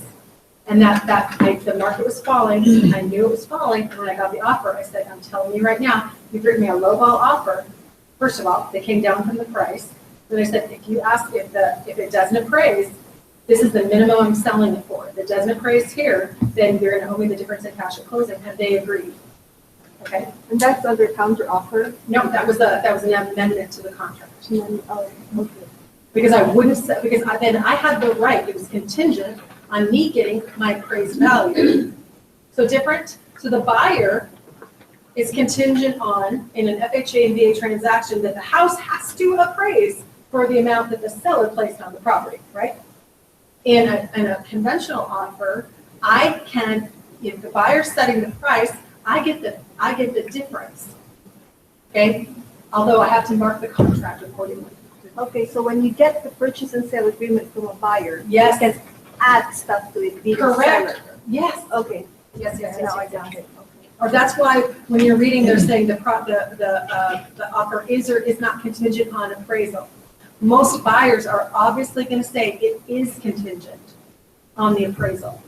If you're a Wile E. Coyote seller and you know your property is worth more, you might say it's not contingent on the appraisal, meaning if I'm not going to lower my price. I'm going to get my price or I'm not going to sell. And that's exactly what I told this buyer. I'm going to get my price or I'm not going to sell. I'll rent it. I'd rather keep it and rent it. Because what do I know about the market? I knew it was going to go back up. But do you remember when that lady was saying, we're just in a little gully? It's just a little gully of the market. Do you remember the But gully? what if they just want to pay whatever they put in That's the when you offer? make it as contingent on the appraised value. Now, what happens? Okay, let's talk about this. What happens when your appraisal comes in low? You don't want to buy that. I don't want to buy it unless you want to give me a You're gonna Renegotiate that, the price. Can you do that? Can I buy Absolutely. it for So that? here's the problem if your appraisal comes in low and you're on FHA or VA financing. FHA and VA financing says No, you bid on that. the bank is only going to, and by the way, make sure you understand this. If I have FHA and VA financing, that means that I have a not very well qualified buyer. Not necessarily, okay, I shouldn't say that, that's not fair. They don't have a lot of money. Because the difference in going conventional is 1.5%, right? Does that make sense to you? So the minimum FHA down payment is 3.5%. So the reason why somebody would choose FHA financing over conventional financing means that's typically the only amount of money they have saved. Does that make sense? Okay? So if I have only this amount of money, I don't even have the ability to pay you more money if I wanted to. Now, what's another thing that could come into play when it comes to, I need you to know this. Wait a second, though. So before you were saying that you were, like when you sold your house, I got a conventional offer. the conventional offer, but the appraisal came in low. Yes. And it was not, my offer was not contingent on the appraisal. Right. So Meaning they it had to didn't pay you matter. extra. So they had to pay you extra, but then we turned around and said, well, what happens when your appraisal comes in low? I mean, the first thing I thought of is an appraisal comes in low. As a buyer, why would you want to buy a But property? but the appraisal is a contingency of the contract. It either is or is not contingent. Okay, so if I say my appraisal is not contingent, I'm bargaining on the fact that I know my house is worth more. So it could be because it's a falling market. So you saying your house is worth more is you're seeing something the market says it's not. No, If what your I appraisal comes in low, knew, no, what because- I knew what was happening was the wheels came off the bus on financing. Lenders stopped lending. Okay? So these people had to have a ton of money in order to finance. And they were going conventional. What do those two things tell me? They got money. Yeah. So when that offer came into you, I knew that did they say that, first maybe, suppose they checked it is contingent, and then you countered and said, I want that changed, I will accept your offer without contingency on the appraisal? I mean, you basically have to have a situation where somebody is like, okay, I don't care if it appraised low, I want that house. Correct. This is where I want to live, and I'm willing to pay a little bit more for it, so, I mean, they become, Well, actually, you guys, And I'm but here to in- tell you. and So then in here it market was. It was terms- 2009. What do you know was happening in 2009? well, we have the housing clause. Yeah, the wheels were totally coming off the bus. Yeah, nobody's lending, credit froze, Correct? couldn't get loans, Correct. and there was, pending, legislation, on the lending rules. Right. So, and I also knew that I had I had a unique little situation. I had a really large property. Okay, remember I told you the cabinets were hard built in? These cabinets, and they were built with plywood. It's really interesting. But I had just done a whole crap ton of work on the property. Okay? So I'd had it painted, I'd had all new carpet, I'd had a home inspection done, and I'd done all the repairs.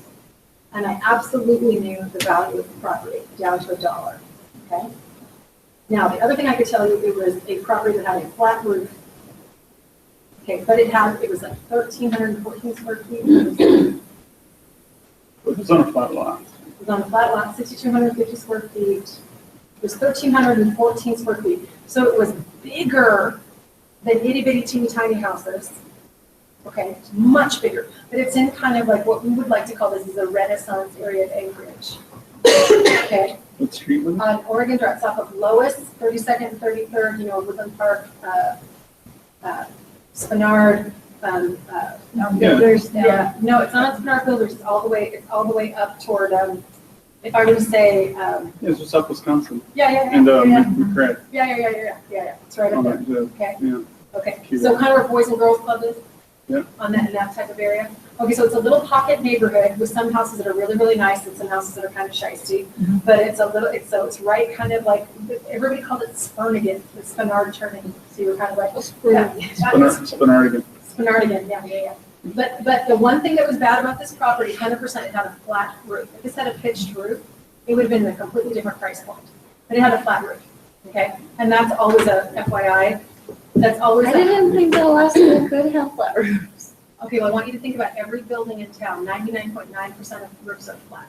True, well, office buildings, yeah. Well, that's the same thing with the house. And typically, the reason why is the house was built in 1950, oh, it says 58, it's built in 52, I know that for a fact. Bad marketer. I didn't list this house, FYI, I did not list this house, I paid somebody to list it, you see that? Paid somebody to list it, okay? But I knew what the property was worth, I knew it was worth $240. I knew it was worth $240. Why didn't you list it? I did list it at $240, I just didn't get any offers. Oh, so then you had it listed. Mm-hmm. See that? So, but I sold it, so the appraised value came in at $220, and they wrote me a check for $5,000. So 225. No closing costs? No, I don't pay any closing costs.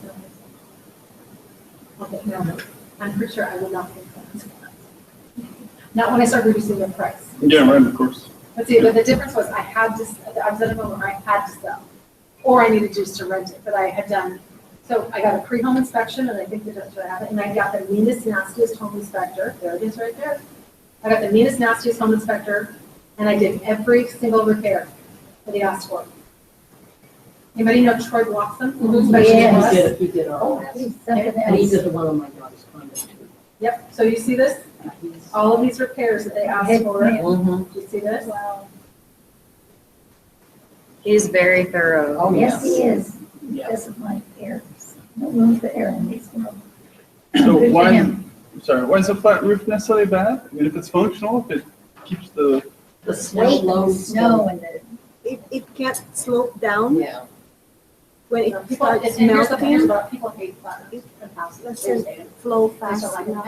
And because I mean, like functionally, if it works, it could, right, the snow just sits there, but if it's engineered, if it can handle the load, if it, know, it's a cold roof and doesn't, But all I can tell you is just the other repairs that were done. Wow. Okay. wow. So I knew exactly what I had, and I also, this is just a tricky enough house, it's a tricky enough neighborhood, but it's a big house. Oh, and it has a single car garage that was 500 square feet. What is that? That's a double car garage. Yeah. Just you can only get one car in at a time. Well, what I should have done, although I don't think I could have afforded it at the time, what I should have done is I should have had the single car door taken out, and I should have had a double car garage. So that would have put me in a completely different price point. Yeah. Okay, but So if an offer came into you and they checked the box that said this offer is contingent upon results of the appraisal, right, you own the house, and you read this whole offer and you say no, correct. so you can, Unless it is FHA or VA financing. Right. FHA or VA No. financing. state's commission. Yes. So you can counter and say, okay, everything looks good here, but this offer, And I'll tell you another reason why you may not agree to being contingent on the appraisal is, let's talk about closing costs. So let's talk about, especially when a buyer wants to finance their closing costs. Right? Because remember, let me go back over here, when I was talking to you about offers and how we can structure an offer.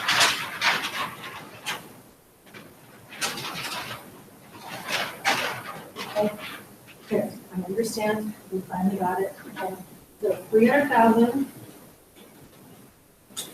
with $10,000 in closing costs is 290. 290 with buyer paying their own closing costs is the same.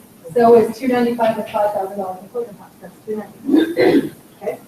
But if, let's say the purchase price, let's say the list price on the house was 290. Okay, so one of the things that we can try and do is we can, if a seller says, nope, I'm not paying, like, I'll pay closing costs, okay, that's a conventional loan. Let's talk about this. But the buyer doesn't have the cash to pay their own closing costs, so what do they want to do? They want to roll it in. And I can say, you're fine to roll in the closing costs, okay, but I'm not going to reduce if I tell you that I want 290 for the house, okay, we'll take a ride on the appraisal. If the appraisal will come in at 300, great, but I'm not going to finance closing costs, or I'm not going to reduce my price. See, listen to this carefully. I'm not going to reduce my price by $5,000 because you couldn't use the buyer asked me to roll it into my price. So my appraisal will be non-contingent on the closing costs rolled in. Does that make sense to you? So as a seller, I'm protecting myself. So, and let's just say you've been in this business a really long time and you know the 290 is like pushing it on value. We're pushing it. We know we're pushing it. But this buyer wants this house, but they have to finance their closing costs. Okay, so I'm going to want a non-contingent appraisal because I'm worried that we're pushing value. Okay, and I want to make sure that my seller doesn't have to pay $290 plus $10,000 in closing costs, which is now what? $280. Okay, I want to make sure you understand that. Let's try it again. Right. You explain it back to me. So explain it back to me what I just told you. You don't want your seller paying $290 plus 10 in closing and having to get $280. Correct, because I don't want to, if a buyer wants to finance closing costs, which a lot of the time, one of the ways that you get the closing costs paid for is to agree to have them financed. Okay? But you as a savvy real estate licensee know that we're pushing value to the ever-living, bleeding end, and I'm not sure that I'm going to get an appraisal for that amount of money.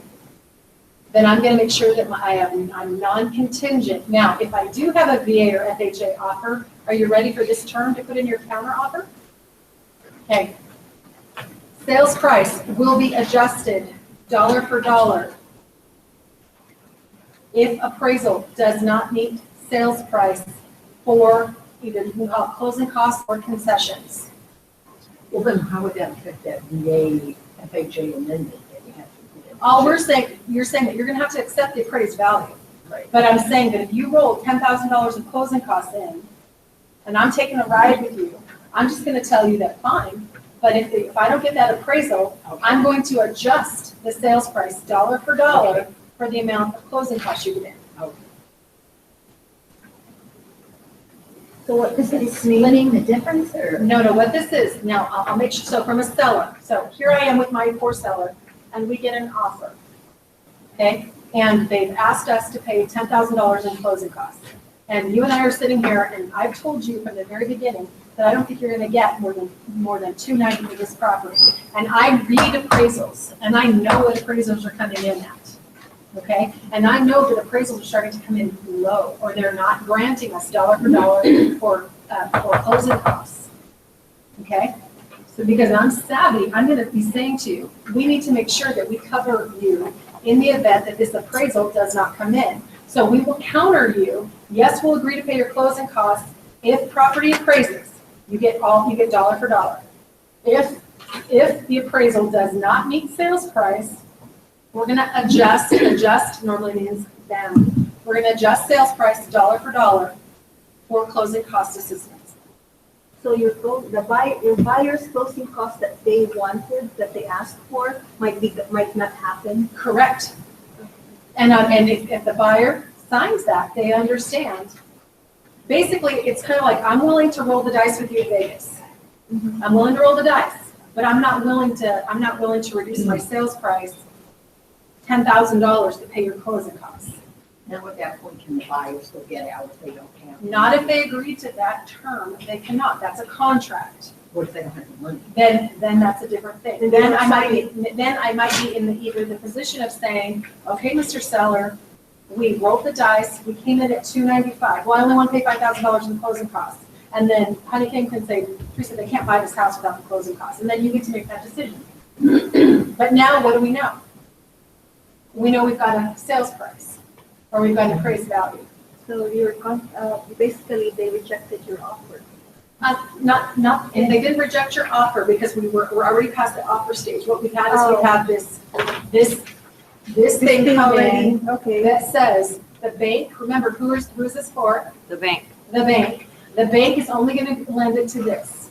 Okay. So now you either eat the closing costs, you either agree to go ahead and sell it, and some sellers will do that. Wouldn't you see that before the appraisal was ordered, because you signed it, that they? You and I can make any kind of agreements. We can make any kind of agreements. The only thing that's gonna affect us is when this document comes in, this is what the bank's wanting to do. Okay, but wouldn't you see the sales price will get adjusted, blah, blah, blah? No, not up, because remember, this is what these documents say, you guys. If it goes up, your buyer just got instant equity, Correct. period. Okay. There's no negotiating. That's why. If it's below, that's when the negotiating Yeah, there goes you up. That is actually correct. You are correct. High fives. On your listing, did you put you just accept conventional or? No, I accept it all kinds. My property was, I actually expected an FHA offer. I did not expect a conventional offer. And it's always interesting because you always think, who's gonna buy this property? Who's gonna buy this property? And it's never who you think it's gonna be. Oh my So God. it's also I've very sold some important weird that you let your properties. buyer know that we might ask for this, but there's a possibility you might not be able to. Well, and remember, when it comes to, when you have a property that's FHA refinancing, you have a lot less leeway, because what you already know when you're negotiating 000 down for a veteran, they're telling you they don't have any money. So I'm not gonna be able to play this. This is a little bit of a game. The only time you can really play the game is with somebody who's willing to walk. I happen to be willing to walk away. Then the buyer that I was paired with had cash. Different. Do you see what I mean? And one of the reasons why we ended up buying this house, the bedrooms were big. They had a big fat furniture thing. They literally bought a house that their bed set fit in. I would throw the bed set away and go buy a new one and go buy a house I wanted. Yeah. Not that I It was grandma's. You could throw it away. well, whatever, but you know what I'm saying? I mean, chop it up. I'm just saying, it would never occur to me to buy a house because a piece of furniture fit or didn't fit in it. I'd dump the piece of furniture or I'd sell it. Do you see what I'm saying? Okay, questions on appraisals? What else do you got? So a little that little term you had, sales price will be adjusted dollar for dollar. If appraised value does not meet sales price. Oh. And if appraised value came in at to what? So we're absolutely okay, if the appraised value comes in at 300. We'll give you your $10,000 in closing costs. Okay, if it comes in at, what I said it would come in at 290, you get nothing. If it comes in at 295, you're gonna get 5. That's what that means. Yeah. And you guys are gonna know, you're gonna be in the position where you already know. So for example, I'm gonna use your house on Edward. I know that you push price. I would be highly uncomfortable taking a offer for $315 and paying $10,000 in closing costs. I would probably tell you, wow, Phil, I'm really, really uncomfortable with this because I think you've already pushed price. Is that when he accepted to pay for closing costs or? Yeah, that's what they, so if it was a 305 and they asked for $315 and pay $10,000 in closing costs, I'd be like, gosh, Phil, I don't know. Do you think? Unless it was a conventional loan. Yeah, well, it doesn't matter what kind, they can ask for whatever they want. Right. Okay, he was but if I- Well, but what you're and saying- here's an FYI, here's how you're a Wile E. Coyote real estate agent who takes advantage, let's think about your first listing, with closing costs. I'm gonna write an FHA loan with $10,000 in closing costs, 15, and it's contingent on the appraisal. Now I've just taken advantage of you. You watch, same licensee. I'm the listing licensee, I'm sweating blood, and my appraiser's gonna come in so that we can cover closing costs, okay? If I'm a buyer's licensee and I've written that same offer, what do I know? That seller has to meet my sales price. And because you didn't have a term in the offer that negotiated closing costs dollar for dollar, if the appraised value didn't come in, not only am I gonna get whatever the lesser of the appraised value, but You get you're closing costs also as well. gonna have to cover dollar for dollar every one of my closing costs because we negotiated it. Well, you'll see that on the counter, right? I see it all the time, but I see I it. try and talk to you guys about Okay. it.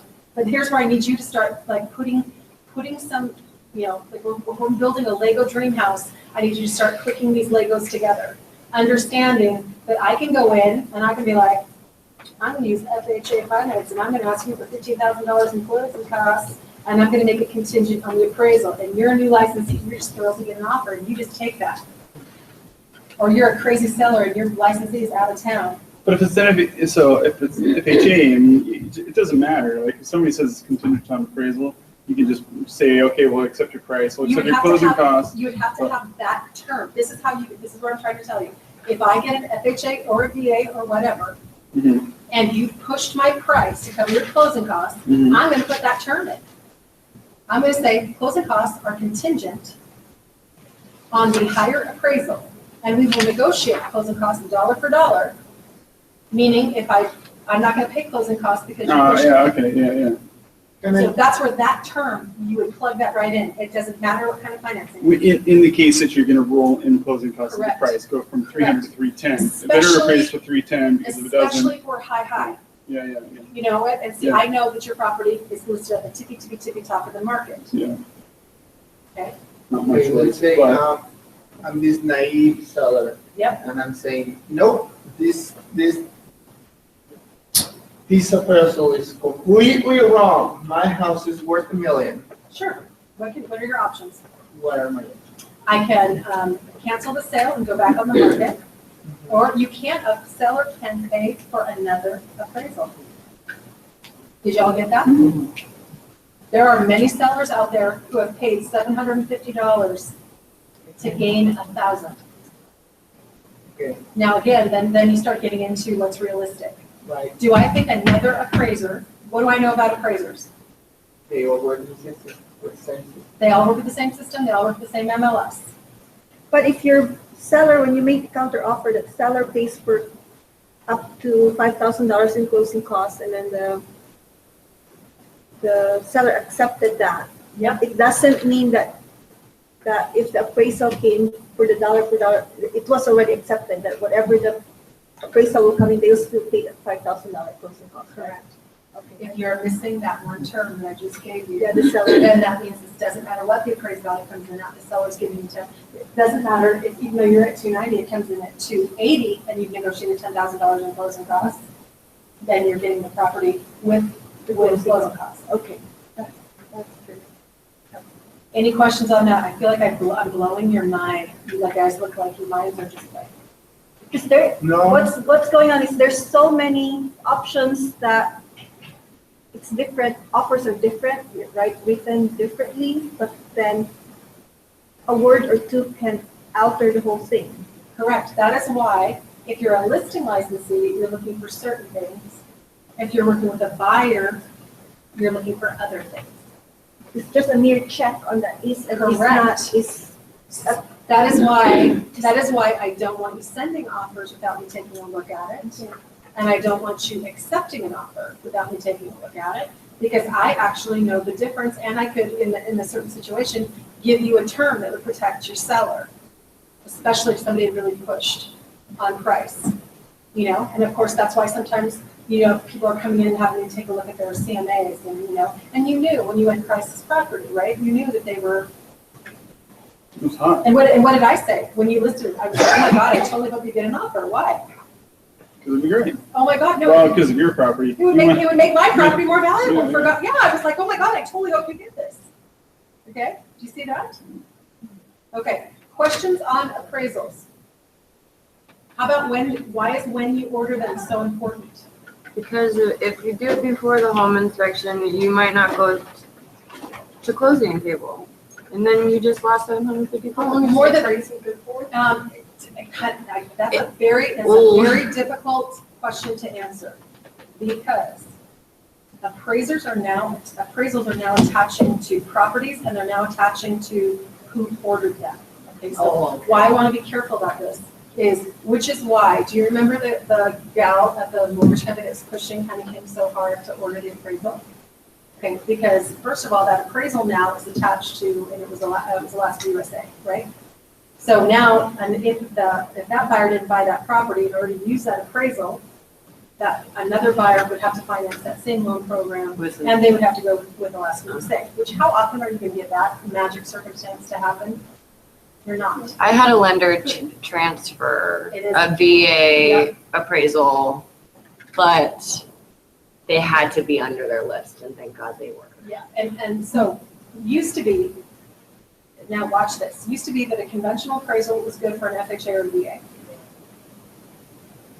Okay, so if I got a conventional appraisal, I could switch it, I could swap it, I could use the same, and back in the day, the VA appraisal was the same thing as an FHA appraisal because they were both government financing. But now they are considered, even though they're both government financing, they're considered, so that one has a different lending guideline than the other. Does that make sense? So they both have written rules and regulations. Okay. What's the other thing that's really important when you're looking at a property and you're saying, what kind of financing can I use on this property? I really, really, really need you to understand that certain houses cannot use all kinds of financing, just like certain condos cannot use all kinds of financing. So if I can't get FHA or VA financing on a condominium, that affects a number of different things. It affects saleability. It affects affordability. That's why you're going to see some of these big condo projects across town where this property should sell, and it's a bigger property. It has more amenities, okay? But it's selling at what should be a lower price point. And what you're going to find out is that's because FHA and VA financing are not available on the property.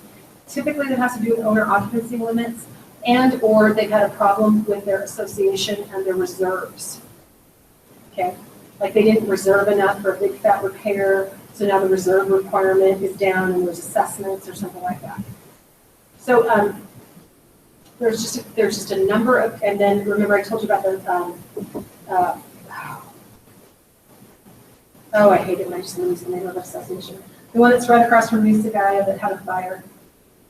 Oh, the one in downtown? Park Place. So Park Place, the homeowners association told the owners for years and years and years that their insurance was under the capital requirements, okay? And it got lit on fire and burned. Okay, because it was a full-service condominium, a lot of the the dues were already high. Okay, so the dues were already like $400 a month, which makes them really hard for the average Joe Q buyer to buy. Does that make sense? Okay, so the price points were pretty good, but the dues were so high that a lot of buyers wouldn't look at them, you know? So the owners were afraid to raise dues on these properties because number one, they didn't want to pay it. So if you're living in a property and you get to vote on whether or not to, you know, up your bills or not, most of us are going to say no. And second of all, they didn't want to add the additional capital contribution that they needed for the insurance policy. So a homeowner one day had a plumber come over. He lit a blowtorch. He set the entire building on fire. That's what happened. So isn't it the plumber's fault? Sure. Sure. But is he licensed in Monterey? Try to collect. Yeah, but I mean. And even if he was, pretty if it is soon licensed he's- in Monterey, he's- he's got limits. Well, he's bankrupt. I mean, he's bankrupt. And he worked for a company, and they had an insurance policy, and he went up to their limits, but they're bankrupt. And now it was the homeowners association. Oh, wow. And remember, you guys, here's the other thing, these were full service condominiums. What did that mean? It meant the buyer owned the interior paint to paint, which means all the homeowners association had to do was rebuild the shell.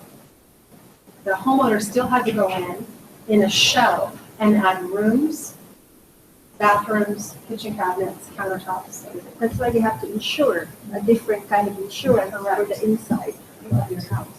That's why when I ask about that, what are my dues part of covered and, or does the HOA fee cover insurance? Yes. They all do. But then the question was, at what extent? Yeah, what kind? Yes. So, yeah, but I did advise my buyer to talk to insurance people. And to contact the homeowners association and ask some additional questions there. Does that make sense too? Uh-huh. So that's why buying, when I tell you that, and I mean this absolutely, because I'm your condo buyer. Why am I a good candidate for a condo buyer? No maintenance. Yeah, I don't want to shovel another thing of anything. I don't want to shovel food. I don't want to mow my lawn. I want somebody else to do it. Okay. But what do I also understand about going into a homeowners association? Not only their rules, right? And do I want to go back to the dorm? Yeah. You see what I mean? Okay. So any questions on this particular piece of information? So as a savvy realtor, you can really, really, really help your buyer get closing costs paid. Okay. I can also negotiate for the good of my seller, knowing what kind of financing that they're getting.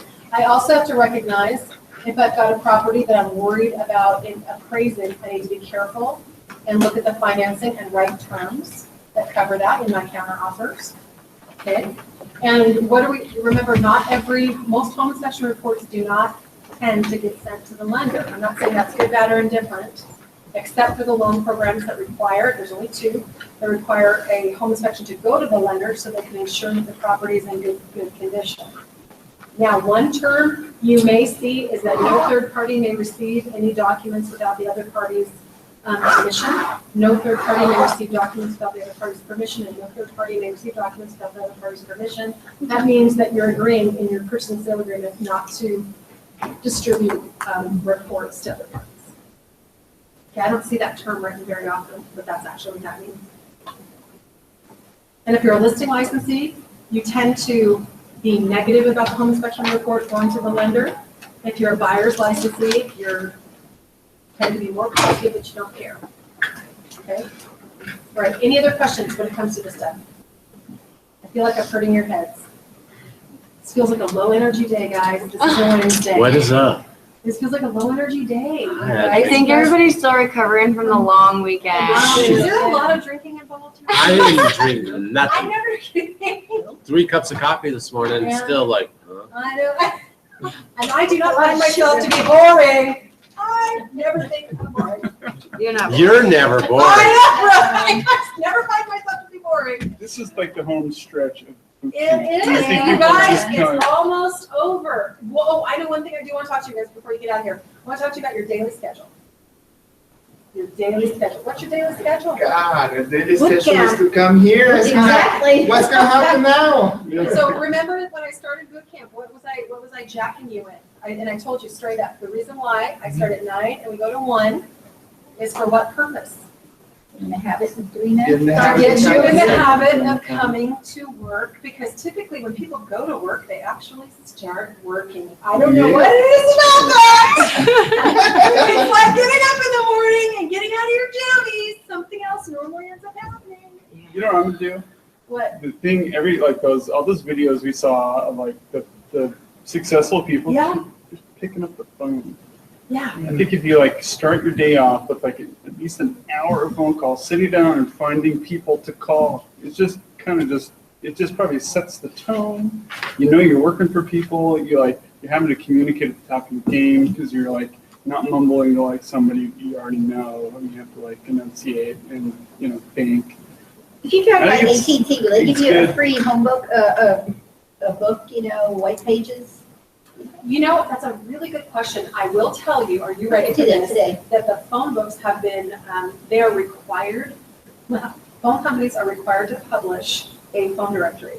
And the phone company has been lobbying, and I believe it's Federal Communication, FCC. They've been lobbying to have to stop doing that because 99% of phone books get thrown in the garbage. So now all of a sudden, how valuable do you find? Yeah, because Phone books? We just got There's a phone They're gonna book, they'll go for trash. sale at Barnes and Noble Did- for $20 when that You happens. know, the most valuable phone numbers you guys can possibly get is cell phones. They came up with the cell phone directory I paid for. Oh, wow. Yeah, so that was a question I was gonna ask the other day, and I already sort of got the answers. I don't know if other people have any other sources of this, but like you were saying, get your grid. I mean, if you want to you're trying to sell a property or something, yeah, you get a grid and then start calling people. But it's like, I have my grid and I have home numbers for like half the folks so far, and I had to scrounge and using white pages and another couple variations of those and signing up for the free trial of the Pro Series thing. They actually search it and be able to get home phone numbers, which half of them are opted out anyway. Yeah, But, after I got halfway through the list, all my freebies ran out. I'm not willing to pay $150. It's just like a ridiculous amount of money to So be able to have You can full search access somebody to the by their name records. or Yeah. address, and it gets you to the point where you Yeah, would yeah, search yeah. to see if they're in jail or not, but they'll tell you how many are in your Yeah. state. There's And they ways give to you there's that. ways to get all the way, but some of them, the free ones, they'll run you out. After you do it 20 times, you're not allowed to do it anymore. really? You have to pay for the Now, service, next- white pages, you have to pay for a here's your- service and something else. So there's a company called Motsnit. Lots of- There's a company called Motsnit that may or may not be able to get you phone numbers. Some of these online, there's a lot of things you can sign up for that says you can do, they do quick background checks on people. I think you can pay That's what I'm talking about. It's Yeah, there's- we did there's that monthly- farm, you gotta pay. It's monthly fees. Once you're done But if you ask using it, yourself something, if I pay a fee that I get to write off against the cost of my business, yeah. okay, and it actually gives me legit phone numbers, that's worth its weight. Like if you got one listing from that, It totally just pays off. yeah, so I mean, I know, and they price it like that. They price And it, especially, a lot of the stuff is targeted at real estate folks and sales folks that are trying to correct. get out. So, but there's three other things that I can tell you. Number one, first thing I do is check professional licensing. Second thing I check is I Facebook stalk people relentlessly. Facebook. Facebook stalk people. So, what do I mean? Okay, here's So what, Phil, you and I are not friends on Facebook, right? here's the thing though. what is it? LinkedIn Can you is list, a good one too. on Facebook, can you show properties from other, Yeah. realtors? And they're much freer for personal information on LinkedIn because they want to I be mean, like, your job. I don't have a listing, right? You can only, with somebody else's listing, you have to have permission. Okay, so Phil Barnes, Could I do an open house in Soldotna for Jack White? okay, Phil Barnes. I'm sorry, what? Yeah, you can do. Can I do an open house for a That is not me. licensee in Soldotna? Are you on? Who works with Jack White? I'm on Facebook. Are you on? You can do an open house in No, Salt- Saldana I think for if you- Remax if you want. No, I can't. Yes, you can. You can do a open Absolutely. No, nigga. No, I thought you can only do it with Dude. Jack. No, You We can want fill Barnes to Acre, because that's your then company. you'll- She said we can't. Yeah. not necessarily, because there are agents out there Are with you Jack still White and Barnes- Killer still that you Barnes? would behoove No. to be friends with, and yeah, it'd be Barnes good to Acre. do open houses with them. And there- No, Spill Pizza. This is will be, free yeah. enterprise, honey. I thought when we worked with Jack White, we could only. Just do open Phil houses Barnes with Acre. Jack White. So this. It's not me, the opens up cowboy a hat. whole- Yeah, No. open so in the world. There you are. So now, so what was my point? Why would I Facebook stalk somebody? We find out what they do and find out, you know. And then typically if you're in business, don't you publish your number? Then you can Yeah. see who you're friends with them too, and then that's kind of how I get in there. And Boring, it's so. once they accept me, I'll go and message them, because if they're not your friend when you message them, it'll go into a junk mail. So you wait till they're your friend, and then you're like, hey, I noticed that you were friends with this person, so I just wanted to know if you were interested in buying or selling any real There you estate. go. There's your phone number. How hard was that? Right Well, you there, know, right I there. mean, since I've gone and, Not my point. no, I understand. How hard is that? So before I start monkeying about, first thing I'm doing, I Google. Where's another place you can check for something? Hate to tell you this, court review. Yeah, if you see me down there, let me know. I'd be shocked. No, but I want to know. I'll totally let you know if I see you. Totally, yeah. Totally if I see you on Courtview. I'm gonna be talking. Yeah, I was like. Like, oh what my if I did not God. know you had Oh my problems in this area? Okay, but yeah, and then are you on LinkedIn? Is this you? Look at his professional profile. Yeah, LinkedIn is another great one. There used to be something called Spokio. Oh, I thought Used to that help was you. so good. I asked about that.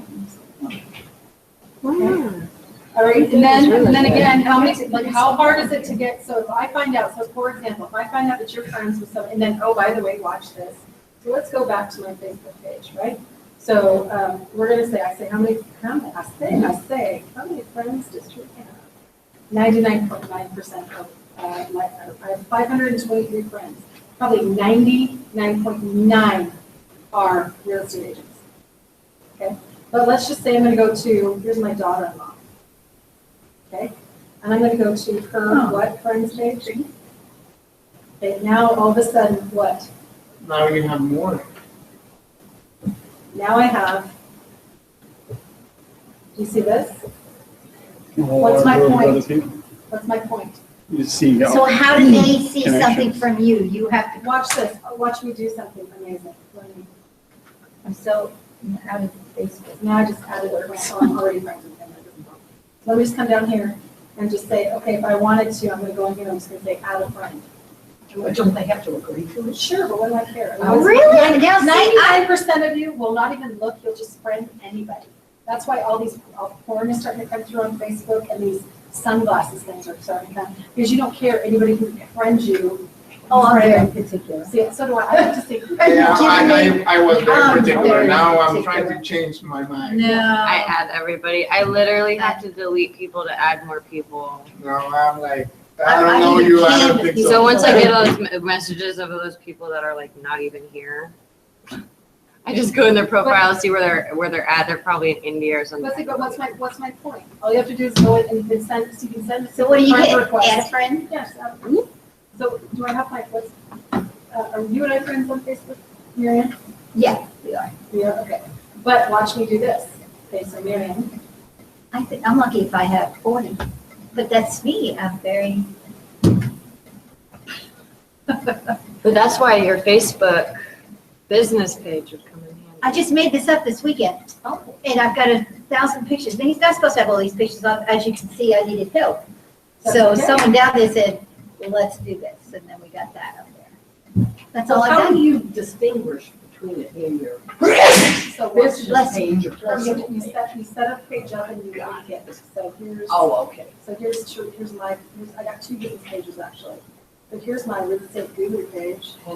See, I wanted to put the stats up on that page, and I'm going to do what you said, take a picture, do it from my cell phone. By the way, take a photo of the stats and upload them. Don't be killing yourself. Just do simple things until you get. Can I get all those pictures off? You see how I was experimenting? Can I get them off Facebook? Delete them. Can you get them off Facebook? Yeah, well, like, Oh, yeah, I have all that. so you'll click on the side where it has an arrow pointing down and then just say hide from, Oh, hide thank you. from news or hide from profile, something like that. It will say hide. You can't delete them on your business page, but you can hide them. Oh, is that Gina? Yeah, that's a GIF. We got stuff that'll make a GIF for you. Or what is it called, a GIF? Okay. Is that, right? Is he going crazy? I like good fun Is going videos. I like orangutan? recipes. Is he going Witty things. orangutan on us? Yeah. So, but what is my point? What can I do with other people's Facebook page? If I spent like 5 minutes every day friending 5 people on Facebook and getting their phone number, stop it right now. Or sending them a friendly email. If I got their email address, or if I could send them information on Facebook. What's my point? That can be misinterpreted. I'm gonna have to. I don't know what you're sending people on Facebook to. There's nobody who's gonna misinterpret my Facebook request. Okay? And maybe you need to I like get fun it things. Oh, you let it go. Did you say it? I let it go. I was gonna say, maybe you need to get it disguised, but then I thought maybe that's not good. No. So that Yeah, neighbor see, across the that's, street that's that's the thing, selling you know, like that, how they have that option where they send people Century that, 21. you should Can't friend. say, I can't. But here, you know, look at me. You know the reason why I have my family? They built it. You know the reason why I have my family here? No, down there, I. Nobody's misinterpreting No, what I do. Century 21. Yeah. Okay, because I'm not coming across, I'm not doing this. Miss Teresa, you're allowed to do an open house with another brokerage. No. Okay. See?